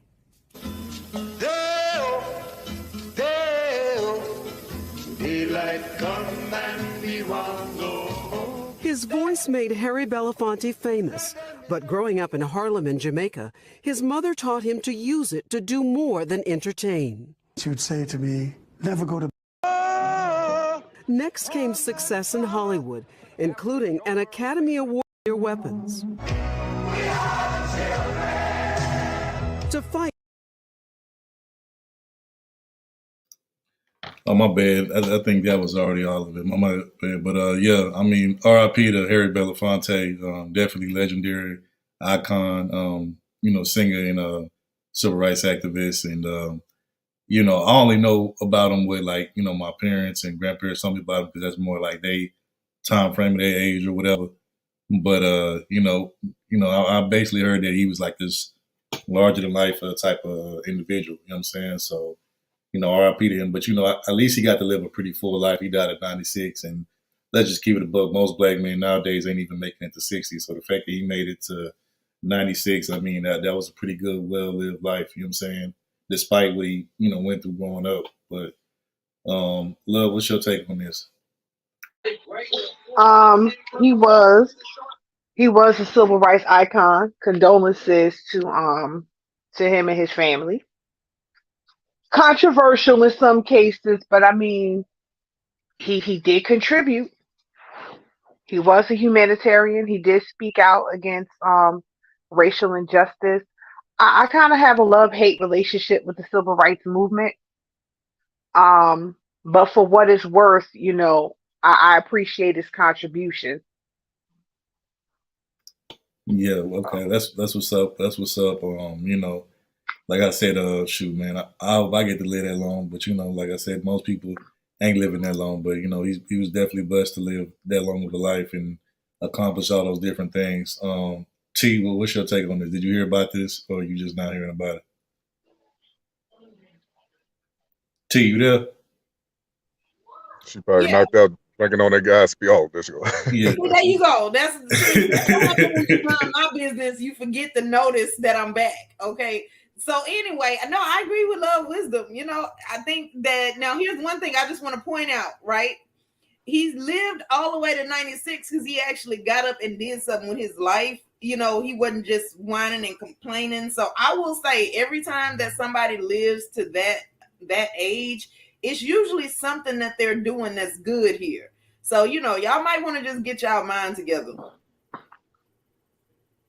And so answer one of the thirds. Well, he didn't really say it, but he made a statement saying, black men not, making it to past 60. I think one of those solutions is, marry a white woman. You can make it to 90. That's what he did. Get out of here, bro. Rest in peace. That is not why he made it to 96. We allegedly. So rest in peace to the brother, man. I want to thank him for all the hard work he did, putting it to America, being in the military, fighting the war. I'm saying he did a lot of good things, and his songs, a lot of songs I didn't even know he sung. That was him, So I appreciate his work, man. Rest in peace, and my condolences to his family. So yeah, so marry your white woman, black man, and we can live long. Get out. Well, I just want to say that the views of Naker L, aka Brandon, do not reflect. Now the views don't matter to me now. Yeah, do not reflect For the Record TV as a whole. The drugs is okay, but not saying what I just said. Okay. No, I didn't think about it. I didn't think about it till Lil Wisdom said something about the controversial. I said, so one of them controversial things was marrying a white woman. I was playing. Well, I mean, that wasn't one. That wasn't one of them. I mean, most of them civil rights activists was married to white women or fucking them at the least. Get out of this. Oh no, we gonna get in since Brandon got in. I'm gonna put my foot in it now. All right, so, go ahead. Right, I'll put my foot in it now. That's what they do. So what happened was the late Eartha Kitt. So he slept with Eartha Kitt, and when they got finished, you know what I mean, he basically told her, don't take it too seriously, because a black woman can't do nothing for me. So wait, stop right there. Wait, are you saying that Harry Belafonte pumped and dumped Eartha Kitt back in the day? Is that what you saying? That's exactly what happened. Like, nah, for real. No, for real. I mean, that's what happened. And he basically said, don't take this too seriously. Like, a black woman can do nothing for me. So, I mean, a lot of them was talking about racial injustice, but when it came to black women, and it ain't really too care for them too much. So, like I said, I appreciate his contributions, although controversial. I appreciate the man's contributions, condolences to his family, but Love Wisdom ain't gonna Hey, forget now. keep it real, man. Keep it real. Yeah, I'm gonna keep keep it it real, Love real. Wisdom. So I'm gonna Yeah. keep it real. Like I had to get you fired up. That's why I said what I said. I want Love Wisdom now. Spell it out. Keep it 1,000 over here, man. I'm gonna keep it 1,000. That's what he did. But hey. Hey, shout out to the nigga Brownsburg. That nigga said, he said, dig deep in that white pearl hole. Oh, Brownsburg, you ain't shit. Brownsburg, you ain't Brown shit, Pigeon bro. ain't shit, man. Shout out to Brown's Pigeon. Speaking of Brownsburg, man, he had some fuckery on his channel, man. I didn't know he be going down like that over there. I see why Topaz and them be over there. I got to check him out some more, man. Don't do that, Brandon. Like we the reason. If you go over there, you go over there on your own, okay? No, I'm going over there because of y'all. Why black people? Oh my God, I came with y'all in this chat. He said, "What's wrong with marrying a white woman? I'm trying to get Poppy to do it, man. Y'all ain't shit." Yeah, man, we live longer, man. Get us a just press. Oh We my live God, longer. now you got Gigi and her 2 cents to my third. Get your bright light in the chat, please. Oh my God, stop it, man. Brownsburg said, "No, decline is peaceful over there." Oh, no, that's cap. That's cap, man. Oh my God, Gemini, you ain't shit. He say civil rights pumping up. Y'all ain't Civil shit. rights pumping up. Y'all ain't shit. Boy, y'all ain't shit, man. Truth be told, it was a lot of that stuff going on. Truth be told, we may laugh at it, do a little jokey joke about it, but truth be told, a lot of that shit was going on. Yeah, You know what I mean? If we keep it in a buck, wasn't there rumors circulating saying that supposedly MLK had him a little snow bunny side piece or something like that? He fell in love. He fell in love with a white woman, and if it wasn't for his dad basically saying, like, "What the hell is wrong with you?" we wouldn't know Coretta Scott King if he would have married that white woman that he fell in love with. And yes, he was frolicking around with white women. He was. Allegedly. Hey, where they get this proof about? Where did they find? They got pictures of this dude with white women. Like, who said this? You know what I'm saying? Who leaked this out? This information? You better listen to Dick Gregory. You should. Dick Gregory was dry snitching on everybody. Shoot. Oh man, he probably was mad because he couldn't get him a snow bunny. But now, recipes Dick Gregory. The nigga MLK say, "I have a dream that one day I will penetrate this Caucasian pussy looking ass." Hey, DJ Nev said, the white woman is God. All right, DJ Nev, get out of there, man. Topaz gonna be on your ass, nigga. Shout out to Cashel. Let the chat rock out, because then here come Ed sashaying in here, sloshing. That's sashaying. Leave Ed alone, man. Oh my God. My blood pressure up. I'm ignoring all the asses. That's what I'm doing. Y'all ain't shit. But shout out to Cashel. She says, "Love the vibe here. Appreciate it, Cashel." See, Queen, I really blame you because you started it. You was like, "Oh, I don't care that he was with white women because he was doing a lot of work." Now, some people say he was doing a lot of, he was helping out Coretta Scott when MLK passed, and he was financially helping her out. So. Yeah, that's what Queen. That's what Queen said in the chat. She said I guess he continued to help and support Coretta Scott King financially. Yeah, so and I agree. I agree with Queen. Like, I don't care. Like, I don't care who black men date. Like, I'm so sick of that shit. I listen. Y'all date who y'all want to date. I don't care. Like, I just don't care. So, Love Wisdom, I got a question for you, Queen, and whoever in the chat. So, Earth the Kid has that infamous video of her basically compromise. Compromise. Yeah, that video. So did Harry Belafonte pumping it up? Is that what motivated that video? Right there. I was thinking the same thing, man. That video? Well, okay. Yeah, yes. I'm gonna tell you why, but it wasn't just him. Like, if you listen to that whole interview, she was just talking about like men in general, to where, men will lay down with you, but very few will pick you up. And she had to learn how to love herself.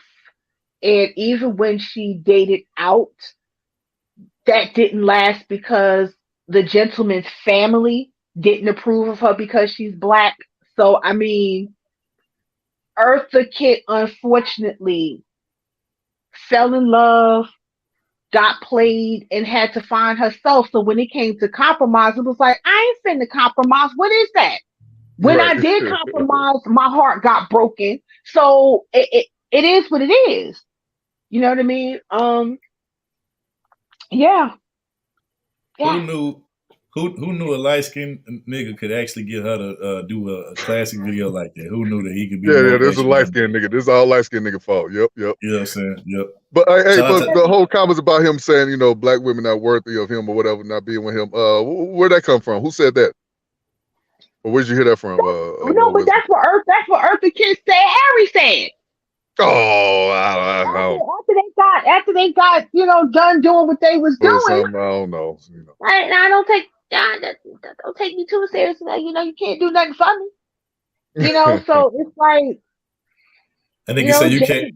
He said you can't do nothing for me, but you can show pass that pussy over my way though. I catch that motherfucker. That's what he told her. Pretty much. I mean, smoother though. Of course. That wasn't move at all, third. Like you can pass that pussy over here. You stupid, but nah.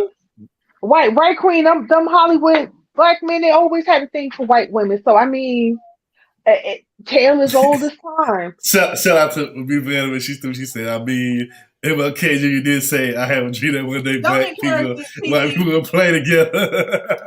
Didn't say that. Oh my god. Nigga didn't say that though. Yeah, sure did. Extras. Thank you, Gemini. James Earl Jones said the same thing. That's why I said I got a love-hate relationship with the civil rights era, because it was a lot of fuckery going on behind the scenes. Like at the end of the day, it's like the gripe. I'm not saying for all of them, but for the main ones on the stage, with the exception of Malcolm X, and Malcolm X is on a whole different level that they didn't even want to follow. Their goal, their gripe was really with white men. Like their gripe was with white men, but they had no problem sleeping with white women. Like even Eldridge Cleaver, Minister of Information for the Black Panther Party, said, and I quote, I ain't gonna say with the hard ER, but he hated black. He don't like nigger bitches. That's what he said. That's what he said. If you read his book Soul on Ice, he ain't like black women. But this man rallying against racism and the pigs. And it's just like, but look how you treating your own people on the back end though. So I got a love-hate relationship with the civil rights movement, because most of them was not really in it for black people. They were in it for their own gains. And it's just like, I can appreciate the intent on the surface of you want to fight against racism, but your actions at the end of the day was really not for black people. It was really to try to intermingle with other groups of people while using your race of people as basically mules to be like, yeah, fight the power, but y'all sitting up here fuck with the white women. I mean, it is what it is. Like, we're not going to sit up here and front. It's 2023. This is what they did. Ain't gonna front. We not gonna front.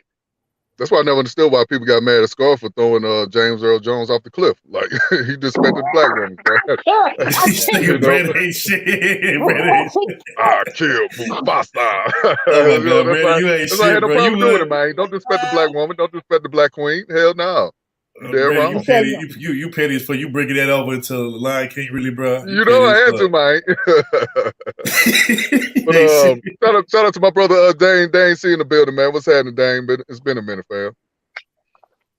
Yeah, shout out to Dane, man. Shout out to Dane. But real quick, back to Jerry, the late Jerry Springer, man, the king of trash talk. Yeah. Yep, the king of trash talk. Yep. The king of trash talk. Cause you remember back then with the television shows, like you had Morton Downey Jr., you had Richard Bay. But like if you want to hear the pro blacks like Ida Van Sertova, Dr. Francis Quest Wilson, Sister Soldier, John Henry Clark, you had to go to either Sally Jesse Raphael or Phil Donahue, because they would stay on their shows. Especially like after the Rodney King and the LA riots, they stayed on Donahue and Sally Facts. Jesse Raphael. Facts. Then you had of course you had Ricky Lake, you had Montel Williams, you had Lisa Gibbons, even Pretty Geraldo wrong. Rivera had a talk show. And I think when Jerry Springer started pivoting, y'all remember Married with Children, that episode called No Ma'am, where Al and his crew first came up with like Men Against Amazonian Masterhood, and I wrote that. but you remember who the masculine feminist was? That was actually Jerry Springer. Yep. And they tied him up and they held him hostage. Oh yeah, I remember this episode. And I was like, yo, I think that's where Jerry got his niche. Like, this is what I want to do. It worked. And it worked. And you remember for like those, I think like those 2-3 years where, because part of the reason why they stopped fighting on his show for like, I think it was like 4 years where. Yeah, the ratings went down after that. Yeah. Right. Because you remember on Jenny Jones, she had one of those reveal your secret crush. And remember the two dudes that was on the show and one of them ended up killing the other one because he confessed that he had a crush on him. And the guy was gay. And 3 days later, the dude shot him. Yeah. And not only did they blame Jenny Jones, but they kind of blamed Jerry Springer because they was like all of the fights. And Jerry had one of them episodes too where it's like, oh, I just want you to know I was born a man. And dude was like, oh my God, you're a man, and I let you give me head. Like, how do you? And I think with all of that, they was basically like, all that fighting and all that scripted shit is actually causing people to get killed. So you're gonna have to find another way to make this work. And that's when he stopped the fights, and the show like went like plummeted downhill. And then I don't know what happened, but then the fights just started coming back on. But when the fights came back on, there was no more midget wrestling. Yeah. The strippers could no longer come on the show. Because you remember he had like his series on VHS and it was uncensored and you really saw all the crazy shit. He just came back with the fighting, but without all the extra stuff. Yep. Yeah, it probably won't ever be another Jerry Springer, that's for sure. I mean, it'll be somebody else that'll try to replace him and probably try to do what he do. But yeah, Jerry was definitely like, one of one. He was definitely one of a kind. So R.I.P. to Jerry, Hey, Love Wisdom, you bring it up Eartha Kitt and the whole Harry Belafonte situation, entanglement. I think I got a couple of words I want you to listen to. Well, not just for you, but anybody that does it. So check this out. A one-night stand, however great, is merely a fantasy. I mean, at best, it feeds a notion of what could be or what might have been. It's a fling with no strings, no baggage, unless, of course, one of the parties wants there to be a second night, and maybe many more. And then there can be hurt, because the person you'd like to see again wasn't thinking that way. So he or she is gone, only a fantasy never fulfilled. Or you keep trying to hook up with that person again, and you do find him or her, but then you find it's not the same. It wasn't as you remembered or have since built up in your mind. The reality never is great as the fantasy. The point being, one-night stands can hurt, particularly if one of the parties thought it'd be a second night. The decent answer is don't have a one-night stand if you know beforehand that there won't be a second. Until next time, take care of yourself and each other. Word queen. Jerry was trying to get fake deep with that final thought at the end of the show after all that ratchetness. Right. Jerry ain't shit. Take care of yourself and others. That was Jerry's moment of clarity after all the fucking. That was his little moment of clarity that he gave to his audience. You know what I'm saying? So, but you know what though? But you know what? I think he was right though. He's right. He was right though. He was right. Sometimes some one night stands will not turn into a second one or a third one. They was just meant to be a one night stand. I mean, you could. It's no way to not get into a one night stand. Like you could be like thinking you really like this person. I could be with a girl, we slept with each other, but she don't want to see me no more after that. oh, that nigga was weak in the bed or something, you know. So it's not that my intention was to have a one night stand, but you know, the other person didn't want me. It could. I mean, I don't know. It could be a mirror. Here's the thing, you know, there is a way to avoid that, right? Is if y'all stop fucking people the same day y'all meet them, you know.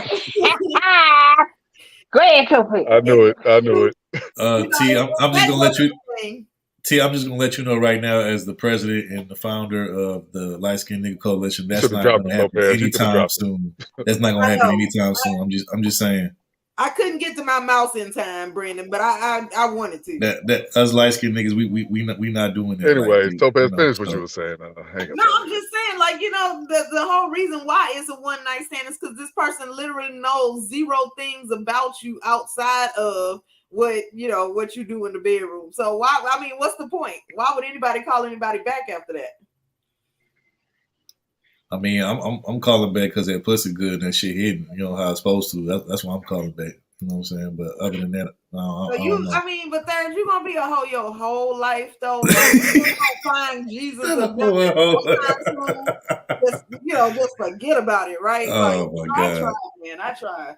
Oh my Facts, God. Queen. Facts. It's no longer a one night stand if someone has to go and cry about it on Jerry Springer. Let me be a hoe in peace. Facts.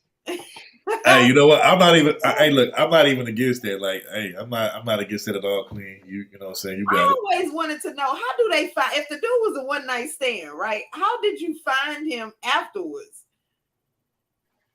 That's a good question. I have no idea. Bring him on the show. You know what I'm saying? That's where the whole is all orchestrated. You know, it's all scripted. She put a tracking device or like a tracking chip somewhere, like, you know, on his car. Right. I don't know. What do you need the TV audience to do? I mean, that sounds like if you gonna put a tracker on somebody, what you putting a track on somebody's car and you ain't gonna do shit about it? Like, for what? You just Shout out to Beautiful Head of his speech. She funny. She say one night stand literally means one night. You don't even need a calculator to do the math. One a night. anything more is no longer a one night stand. Yeah, that's facts. That's facts.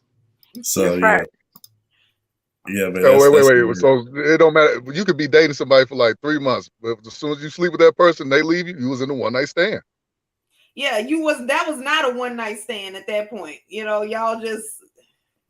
I don't know. Y'all broke up. You know what? Shout out to Queen. She makes a really good point here. She says Jerry Springer was social media before social media. They used to use Jerry and his team to find people. You know what? That's a good observation.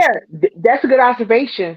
Because they always used to say, like the commercial, like, if you're still hurt by your one night stand and you want to confront him, call 1-800, call Jerry. And they will call the show and tell them about the one night stand, and they will find that person you had that one night stand with, and they will agree to come on the show. Like, I just want to know after the bar and we did it. Well, how come you never like called me back? Like, how come you never reached out to me? And the dude was like, it was a one night stand, and on top of that, I got a girlfriend. Like, that was like, I got a wife at home. I got a wife. Like, and she was like, what? You didn't tell me? He was like, I was supposed to tell you? Like, was I supposed to tell you? You know, it's like. Oh yeah, that's another thing that Jerry Springer show uncovered was the whole, you know, white folks, you know, being with their own siblings, being with their sister or cousins. Yeah. Oh my God, that shit was disgusting. I remember those episodes, but bro, that shit was so cringy. They was in love. I love my cousin. I love him too. I'm like, damn, that shit crazy, bro. Now, black folks, we did a lot of crazy shit, but I never seen an episode where we do some stuff like that, man. Maybe y'all have. Correct me if I'm wrong, but I ain't seen nothing like that. Now, the black people in Jerry Springer, it was usually like, my sister was sleeping with my man. Transsexuals, you know, black men claiming they got tricked, but that's a whole man. You knew you was with a man the whole time. They be knowing, they just don't care. Like, I'm sorry. Ain't no woman gonna just tell me all I gotta do is I don't do no doogie shots. I don't do that shit, man. Hell no. What was the one you said, love? You said like, you know, I slept with my sister's man or some shit like that. What was the different episodes they had on that one? You still there, love? She was saying that if the black people was on there, we didn't have that cousin shit. No, I'm saying weren't there episodes like supposedly like I slept with My Sister's Man or some shit like that. Didn't they have like little episodes like that on there? If I'm not mistaken. Yeah. And I gotta tell her before they get married next week, shit like Yeah. that. Yeah. Right. Some bullshit. Yeah. I gotta tell her that, or it's like, and you know, with the trans, Jerry was like, "How did you not know?" Yeah. Well, Jerry, you know what I'm saying? Like it was dark, and you know the lighting was Right. good. It's the way she explained it that's making me laugh. Like, The light, the That's what light, they the say. It was lighting was dark. It good, was man. dark. Boo, boo, boo. And then it's like, then they'll come like, well, you know, I'm still a woman though, and you said you love me, and it's like, well, damn, that's before you said I was a man though. Oh, you wasn't saying that when I was sucking your dick, huh? And I like the fact they let the dudes beat on the trans. Like the security guards don't stop them, even though the dude could be real small, look like a woman for real. But they said, "No, whoop his ass, man, whoop his ass." They did not say that, Brandon. Well, you know what I mean. No, That's what they ain't trying to break it up for real. No, for real though, cause Steve was head of security at that time. He would not let his security team go up there. They'll fight it for a little bit, and then one or two will come That's how over they in be to break it sipping though. apart. It'll be like a woman, right? The dude be like, "Yeah, I cheated on you with your sister." She'll slap the hell out that dude. If he try to swing back, Steve Wilco and them, they gonna drag that dude. Don't put your hands on a woman. Yeah, they didn't play them games. They don't allow the men to put their hands on the men. You sound just like on the that women. nigga Steve Wilco. You sound just like that nigga Steve Wilco. Yeah, he be, hey, they'll grab that nigga by his collar shirt, be like, "Don't you ever put your hands on that woman." Don't you ever? And the good You just saw this thing is, bitch punch the shit out of me. and the thing is, Steve's show's still going. Yeah. Yep. Man. Joe is. Man, Stevie talking crazy to the people. He be talking hella shit. He be throwing chairs. He be like, "No, get up." And I agree with him. Like, with the motherfuckers being accused of touching kids or something, he'll make them stand up the whole show. He called one He's dude like, stand up. He called one dude like a pussy punk bitch. I said, damn, like Stevie going in. Yep. He was like, well, he was like, you know the routine. You got to stand up until the results come out, and they got to stand up. The results come out fast. They're like, that test lying. I ain't touched that child. Yeah. Then he'll have to ask him what the lie detector dude. He was like, I've been doing lie detector tests for 25 years. I'm like, here we go. He was very inconsistent. And he was sweating, and he wasn't sweating, moving around. Fast, man.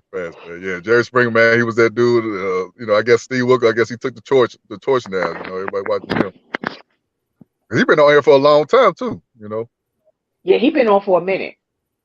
Because when he first started, I was like, I don't think this is gonna work out. This ain't gonna work. But hey, he kept pushing, he kept going. So he be doing some real stories too. I give Steve Wilco that when you exposing these predators out here, man. So you do a good job on that.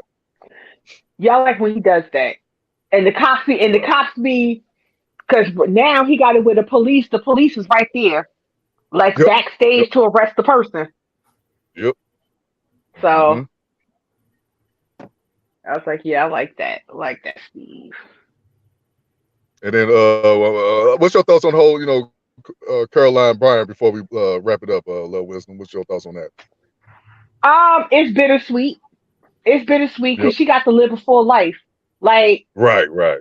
I know her son. I think one of her sons committed suicide or whatever, and I was like, I don't care. Like, you got to live a full life, and Mamie Till basically up to her dying breath fought and suffered and cried over her son. And at first she basically came out and said, it wasn't true.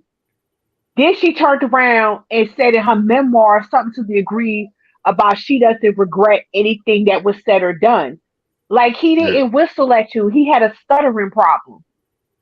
So when he tried to speak, it sounds like he's whistling. He had a stuttering problem. And you come on, man. Sounds like, nah, it's bitter. It's bittersweet. Ain't no condolences. Fuck her. Because if it was left up to me, the bitch would have been locked up and did the death penalty as soon as she was found. When they found her, she was like 80 years old. I'm like, oh no, lock this bitch up. I don't care if she 80 and she died of cancer. Lock the bitch up. Right. And she'd have got the death penalty fucking with me. Like, you don't get to live your full life after lying like that. And what happened to this 15-year-old? Like, he was a child. And the way your husband and brother-in-law mutilated that boy like that, like, come on, begging, and he was begging and crying for his life. And the two black men that held him down in that pickup truck shit. Ain't shit for that. So I mean, fuck her. Yes, ma'am. That old Torian, hoe. this you, bro? Yeah. All right. You got it, bro. Whatever you want to speak on, you got it, bro. Yeah, I feel like I came in on the right time. Y'all going in on that old bitch Carolyn Bryant. Mm-hmm. And like I have to agree with Love, because it is a bittersweet moment, because she got to live a full life. She lived all the way into her 80s, and then you got to think of all the administrations that could have done something about her but didn't. Because I believe Eisenhower was president when this happened. So you had from Eisenhower all the way to Biden, and not one administration did anything. I said Carolyn Bryant was the OG Karen. She was Karen before Karen was Karen. I mean, there was some before her, but she's the one that really set it off. The fact that they gave her all this level of protection, and then think about it, all the people that was involved with his murder, her husband and her brother-in-law, like none of them got any consequences for their actions. They all lived a full life with no consequence. None. If people was on Twitter literally saying, okay, fine, the bitch dead. Now where's the grave at? Because I saw people on Twitter saying they were gonna go find it and piss on her grave. Because you think about it, how many memorials did Emmett Till have that they kept destroying? Like, you had people that would shoot it up and everything. They had to install security cameras and put like casing around it just so it would not get destroyed. Like, they had to constantly repair it because you had people down there literally going to destroy it. Someone that they didn't even know. I said the spirit of Emmett Till continues to live on so much, in fact, that they want that people who weren't even around at that time was going around destroying his memorial. Yeah, that part, because they even shot at his grave, and it's just like, why? Like, why? And she really got to live her full life. And I'm just like, nah, bittersweet. Bittersweet. They had to, when they had that trial, was it Moses Till? Like, he had to leave Money, Mississippi. Like, his home, he had to leave right after testifying. Because if not, they would kill him. Mm-hmm. They was ready to kill them. They had to immediately leave and go back to Chicago when this happened. So your lies caused a child to be murdered, and you destroyed a whole family. And yeah, your family in turn got destroyed, but you got to live pretty much free. Pretty much free.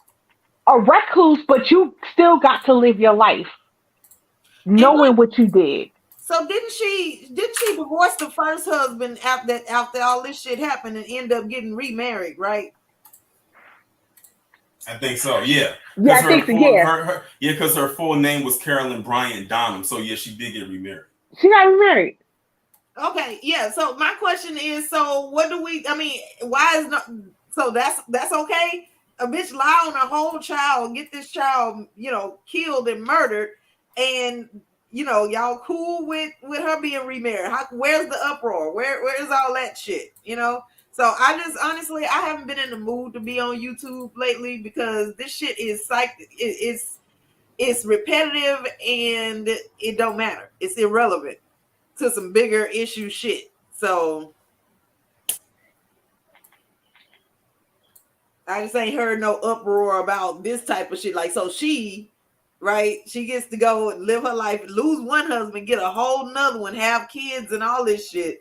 And there's no, honestly, I wish it was a thing where her children or her grandchildren would get locked up for the time that she would have served. Well, I wouldn't go that far, but I will say this though, like I understand people that want to do all this stuff to a graveyard. And I ain't gonna stop that, but it's like, you know, she left this world unscathed. You know what I'm saying? The people that did this to that boy, they all should have been dealt with, but it never happened. So for me, I couldn't be the one to be on. So, let's go to the graveyard. No, we should have did something when they was living, in my opinion. You know what it really was? I agree with you on that. The reason why they let her go and completely unscathed, as well as her husband and her brother-in-law, is because that was this society flexing its white supremacy privilege. That was their biggest flex right there. They said, we had this woman who lied on this little boy. They brutally tortured and murdered him. We're going to let all of them go so you can see how powerful the dominant society actually is. They were flexing their power, and they flexed it hard for multiple decades just by having her be free and not having to serve one day in jail. They showed the world that day for decades how they are when they have some power. Now, if you want to talk about real power, that's real power right there. Not this pseudo power that people allegedly claim Bill Cosby had. Because, you know, they always said that Bill Cosby had all this power. I said Bill Cosby could not have done that. Yep. And shout out to Jim now. He just reminded me. Yeah, I can't believe Lil Wayne even made that metaphor with the whole, you know, Emmett Till and what he'll do to a woman in bed. But like, that was messed up. We all rap and freestyle, but once I say something crazy, like, I'm like, yeah, take that off, bro. I was tripping. You know, he didn't have sense to do that. So I'm glad that they took that line off that song. Yeah, yeah.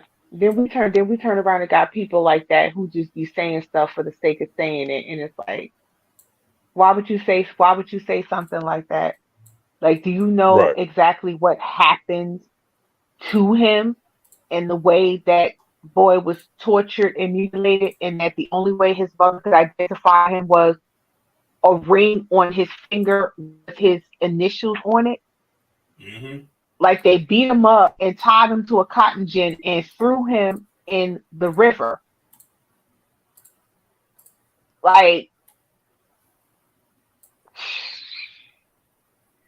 yeah, that whole, I agree, love. fuck that whole. Tony, you got anything more to add? We're gonna wrap this thing up. No, actually, I actually just right before I came on, I was actually just finished wrapping and recording a video that just like infuriated me, and it came out of Louisiana. I'm surprised that Third and Topaz didn't hear about it, since they are right next door, you know, living there in Texas, about this woman down there who she brutally murdered her boyfriend's 6-year-old daughter, put her body in a bucket, put it in a wagon, walked down the street, and then put the bucket in the mother's yard. Yeah, I heard it was an Asian chick. I heard about that. Yeah. Yep. I did not hear about this. So wait a minute. Who was Asian, the mom or the murderer? The murderer. The girlfriend. The murderer. The girlfriend. What was the dude? I don't know. Don't say. Well, I can't. Well, I'm trying to tell, because they have the girl's, his daughter's picture, because she was 6, and I'm trying to like look at her, but I can't tell because I don't know what her mother is either. I thought it was a boy. Okay, my bad. I thought it was a boy. It was a girl. But if I had to guess, just by looking at the picture of the girl, she looks Hispanic or Latino. Yeah. The reason. And when the reason is because I'm tired of things happening to little black children and nothing's done about it. So I was just like, please don't be, so that's why I asked. Oh yeah. Yeah, and when I was looking at the story, I'm sitting there saying to myself, okay, this little girl was 6. There's no way she would have fit inside of that bucket hole. So my guess is she cartel style dismembered her, like how the cartels do when they put your body in that cylinder.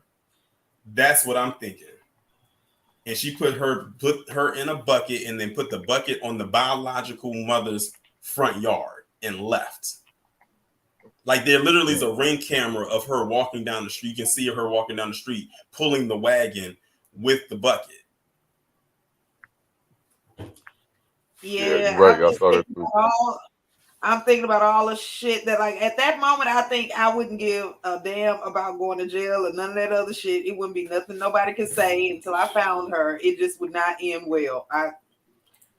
That's why it don't shock me when I hear stories about people, faking their death or saying that they got some type of illness to make money, because we got grown folks out here doing this to little kids. So nothing shocks me in this world anymore, man. No, that part.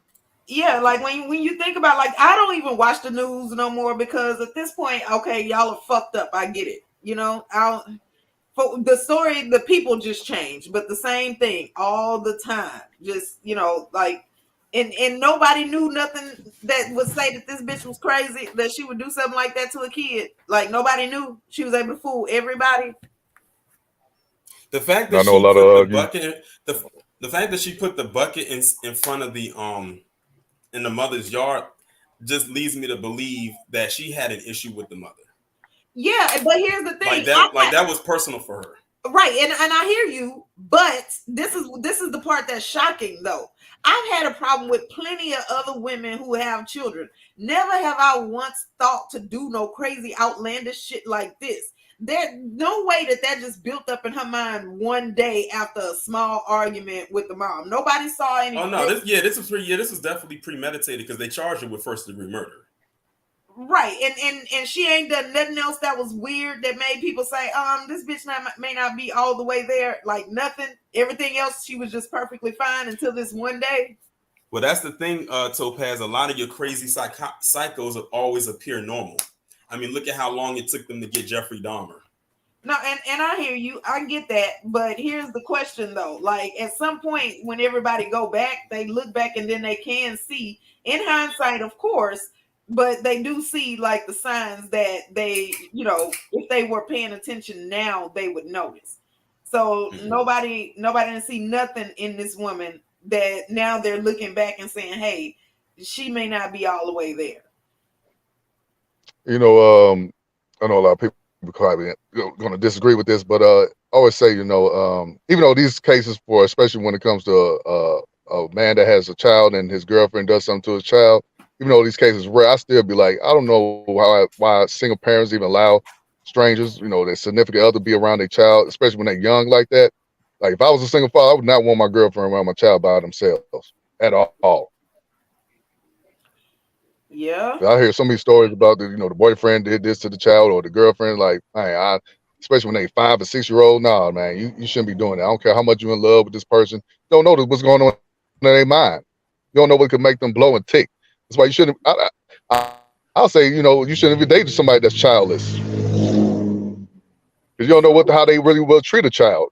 You should be with somebody that has a kid. In my opinion, but folks gonna do what they want to do. I'm not trying to SB nobody, but I'm just looking out for the kids. Yeah, I mean, I don't want to paint a picture that everybody who don't have kids is just a psychopath, but It's just say for your kid. It's not. Yeah, you're right. I'm not trying to make it seem like everybody does something like this. No, but I'm just saying you got to look out for your child, man. Because I feel like if something happened to my child, I left them. If I left my child with my girlfriend and she did something bad to him, I feel like it's my fault. I put them in the hands of someone that deserve it. Exactly. I mean, like, technically I would blame myself, but at the same time, they gonna feel this wrath, though. Like, oh yeah, facts. Understand? Yes, ma'am. All I'm saying is this: I will not be surprised if, when this goes to trial, and it should be a pretty quick trial, that despite any differences the mother and the father might have with each other, they gonna form like Voltron and hop over that desk. I don't know. They should. As they should. They should, but I don't know. I done lost faith in a lot of grown ass people, because I'm gonna tell you, when the dude brother who was murdered hugged that chick in court, I lost faith. Oh God! And that part. And Topaz, hold on, Topaz. That was in your state. When you saw that, you should have ran over there like you should have ran over there like the Flash and slapped the shit out of him for doing that dumb shit. Okay, but hold on, Tori and Rain, because that was in Dallas. Okay, that's North Texas. We don't know. I said like yeah, Houston don't claim Dallas all of a sudden. They don't claim Dallas now. They don't claim the niggas. There's no way in hell would that have happened here. That's a different breed up there, Tori. That's a different breed, I guess. Yeah, they a little bit more docile. Like they would have never even been able. They would have had to swing. And to be fair, those are Africans, I believe. They are Africans or something like that, right? Yeah. Yeah. So they're not American. Yeah. So like they just anyway, but still, you know. Yeah. But rest in peace to that brother. Yeah, I remember that story, man. Girl kicked down the door, opened the door, and thought that was her house. Nah, we ain't believing that. She doing 10 years right now, right? Or 20? I don't even know. 10. She got 10. She's doing 10. 10, but how I heard she's supposed to be doing 5 for good behavior or some bullshit, man. Yeah. It wouldn't shock me. So yeah, it wouldn't shock me neither. Lost faith, Tori and Rain. You know what I'm saying? Like I hope that they do cross the desk, because I think if there's ever a but Topaz, what about the mother don't like to do, like, I told you that bitch wasn't right or something like that. I couldn't, like, if my baby mama was with some dude, I'd be like, man, something wrong with that dude. He looks sketchy. He shouldn't be around our child. Then later on something happens, I'm gonna be like looking at her. I don't want to be cool with you. It's fuck you and him. Facts, man. Facts. Like we don't have to see each other. I don't care what happens to you. I don't wish the best for you. None of that shit that you see on TV. So no. God forbid if it happened to me, I wouldn't get mad. My baby mama don't want to talk to me neither. If it was the other footer, vice versa, whatever. So yeah, right. Gonna be a lot of problems right there, man. And here's the thing, like if somebody has something to say, I'll check it out. You know what I'm saying? I'll take it into consideration. I'm not going to just automatically be like, no, this person could never, because, anything can happen. I don't Anything can happen. Yeah. Mm-hmm. I mean, all these stories we do, it's kind of hard to trust folks around these kids these days. But, yeah. Right. And to be honest with you, we go. To me, if somebody was always constantly like, I just met you and now, let me meet you. No, you're not meeting nothing. Right. Mm-hmm. Right. I like every single mother or woman with kids I've been with, I never care about me and your child. Okay, you don't want me? Who was it? You gotta meet my baby daddy first. Oh, hey, we ain't got to meet him at all. Well, because I just honestly feel like that's doing too much. I like my life to be my life. I don't need all that extra. That is a red flag if somebody says, "Oh, I want to meet your kids." Like, for what? No. You ain't gotta worry about my kids, me and you. Well, and let me clarify before somebody gets stupid, right? I don't mean if you've been with this person, and y'all know each other and all that kind of stuff. I'm talking about people who, like, after one date will ask you. Yeah, that's weird. That's weird, man. Or you just talking on the phone to them and y'all haven't even been on no dates. But then they like, oh, well, when do you think I'll be? No, I don't think. Bye. And click. Right. Like, no. That should happen. Like, that should happen organically, like over time. Once you guys are comfortable around each other and this is the person that you want to be with, okay, then we can discuss introducing, like, my children or my child to you, but not right off the bat. Exactly. And money don't help you skip the line either. So don't even. Right. That part. I'll be honest. I think I should shoot when they're 16. That's when you meet. But now, Third back there talking about some. He got a date with a white chick. So let's go on here and wrap this thing up. Say that. And Brandon still got that voted phone. Quit being messy. I'll wait on somebody to say something, Tori. I'll wait on somebody to say something about my ring. Shit. I got time to say. Actually, Mika, I got a date with a black woman. She called me right now. So yeah, we got to wrap this thing up, Mika, because I'm trying to get to my black queen. You hear me? Oh my God, y'all ain't shit. All right, man. We're gonna get up out of here because we've been on here for quite a little minute. But appreciate everybody that came out. Torian, Love, y'all the only two panelists today, but appreciate y'all. Hold up there. I didn't mean to cut you off, but before we go, what was the story that you did that you said I didn't do? It was the one. It was the second topic. It was the one about the Saudis. Basically, they basically getting water out of a desert in Arizona to grow a crop called alfalfa. Hey, Third. Yeah. Sir, did you check the back chat, the private chat up here? Tori say, don't come for him about his motherfucking content. He said that. He typed that back there. Oh my God. I did not T, say. Yeah, I see it too. I see it too. So you are a Whoa. straight liar. It's nothing even typed in the back Y'all chat. hilarious. Hey, motherfucker, don't be criticizing me and my content, nigga. Don't be criticizing me. Right, he was like, mind your Shout out to business. hey, look, Mickey give you a props. She said, okay, that's what I'm talking about, Brandon. She give you a props. And then look, Listen, let me shout tell you out- something, Mickey, man. If I find me a white woman with a fat ass booty like a black girl, I'm going. I'm sorry, I'm going, man. You I'm just gonna put it out there. Speaking of tourist season, the next time y'all have a show, I'll be Smell like 1 year bullshit. Right, exactly. Like, don't come over here with all that. Anyways, Torin, go ahead and get your shit out, bro. We ain't gonna let them I can't. I'll rename that shit Scorpio. I knew it kept smelling like bullshit up here. I knew I smelled bullshit up here. But go ahead, y'all. Exactly. It's two of them. I'll take y'all home. Yeah, the funk is, boy, I smell the funk all through this goddamn panel. Go ahead, man. Me, Brandon, and Love Wisdom was split y'all. Big and say she Y'all take don't it run back. No, what I was saying though is the next time y'all go live and have a show, I'll be 1 year older. Oh, okay. Yeah. Happy birthday, bro. Happy birthday to you, bro. Happy birthday. I know it ain't here yet, Happy but still happy birthday. May the 4th. May 4th? Yep. Okay. That's what's up. That's what's up. Good evening, Vibrant. And one more Appreciate you time, happy coming birthday to through. Round 314. Shout out to you listening, bro. Happy birthday, fam. Happy birthday, Ron 314. Happy birthday. Happy early birthday, Turi and Rain. Yeah. So what are the birthday braids gonna look like? The ones I have in right now. You already saw the pictures Yeah, you saw the pictures on Instagram. What was it, like last week? No, you gotta get it redone for your birthday, Turi and Rain. Come No, on, listen, the next time I get them done after this is when I go to Dallas. Why you say Because come on, man, you can't wake up on your birthday with fuzzy braids. What is that, Turi? They supposed to be Listen. I've been sleeping with the do-rag on. They good. Oh, okay. Wait a minute. So you've been sleeping, holding your head up, like on your. Is there a way that we can put Toto in the back on her own stream? Is there a way that I can have that kind of power? I was trying to be nice. No, you cannot. No, because you know what, Turi Ray? Like, until I gotta do this until Gemini season, okay? I don't know why I thought about that scene from Friday when Regina King with Craig's sister was holding her head up. That'll explain why you turned on me. That'll explain why you turned on me. You used the other twin. Only until Gemini season. When does Gemini season start? After y'all. When? I don't know what day specific. See, you don't even know when your stuff start.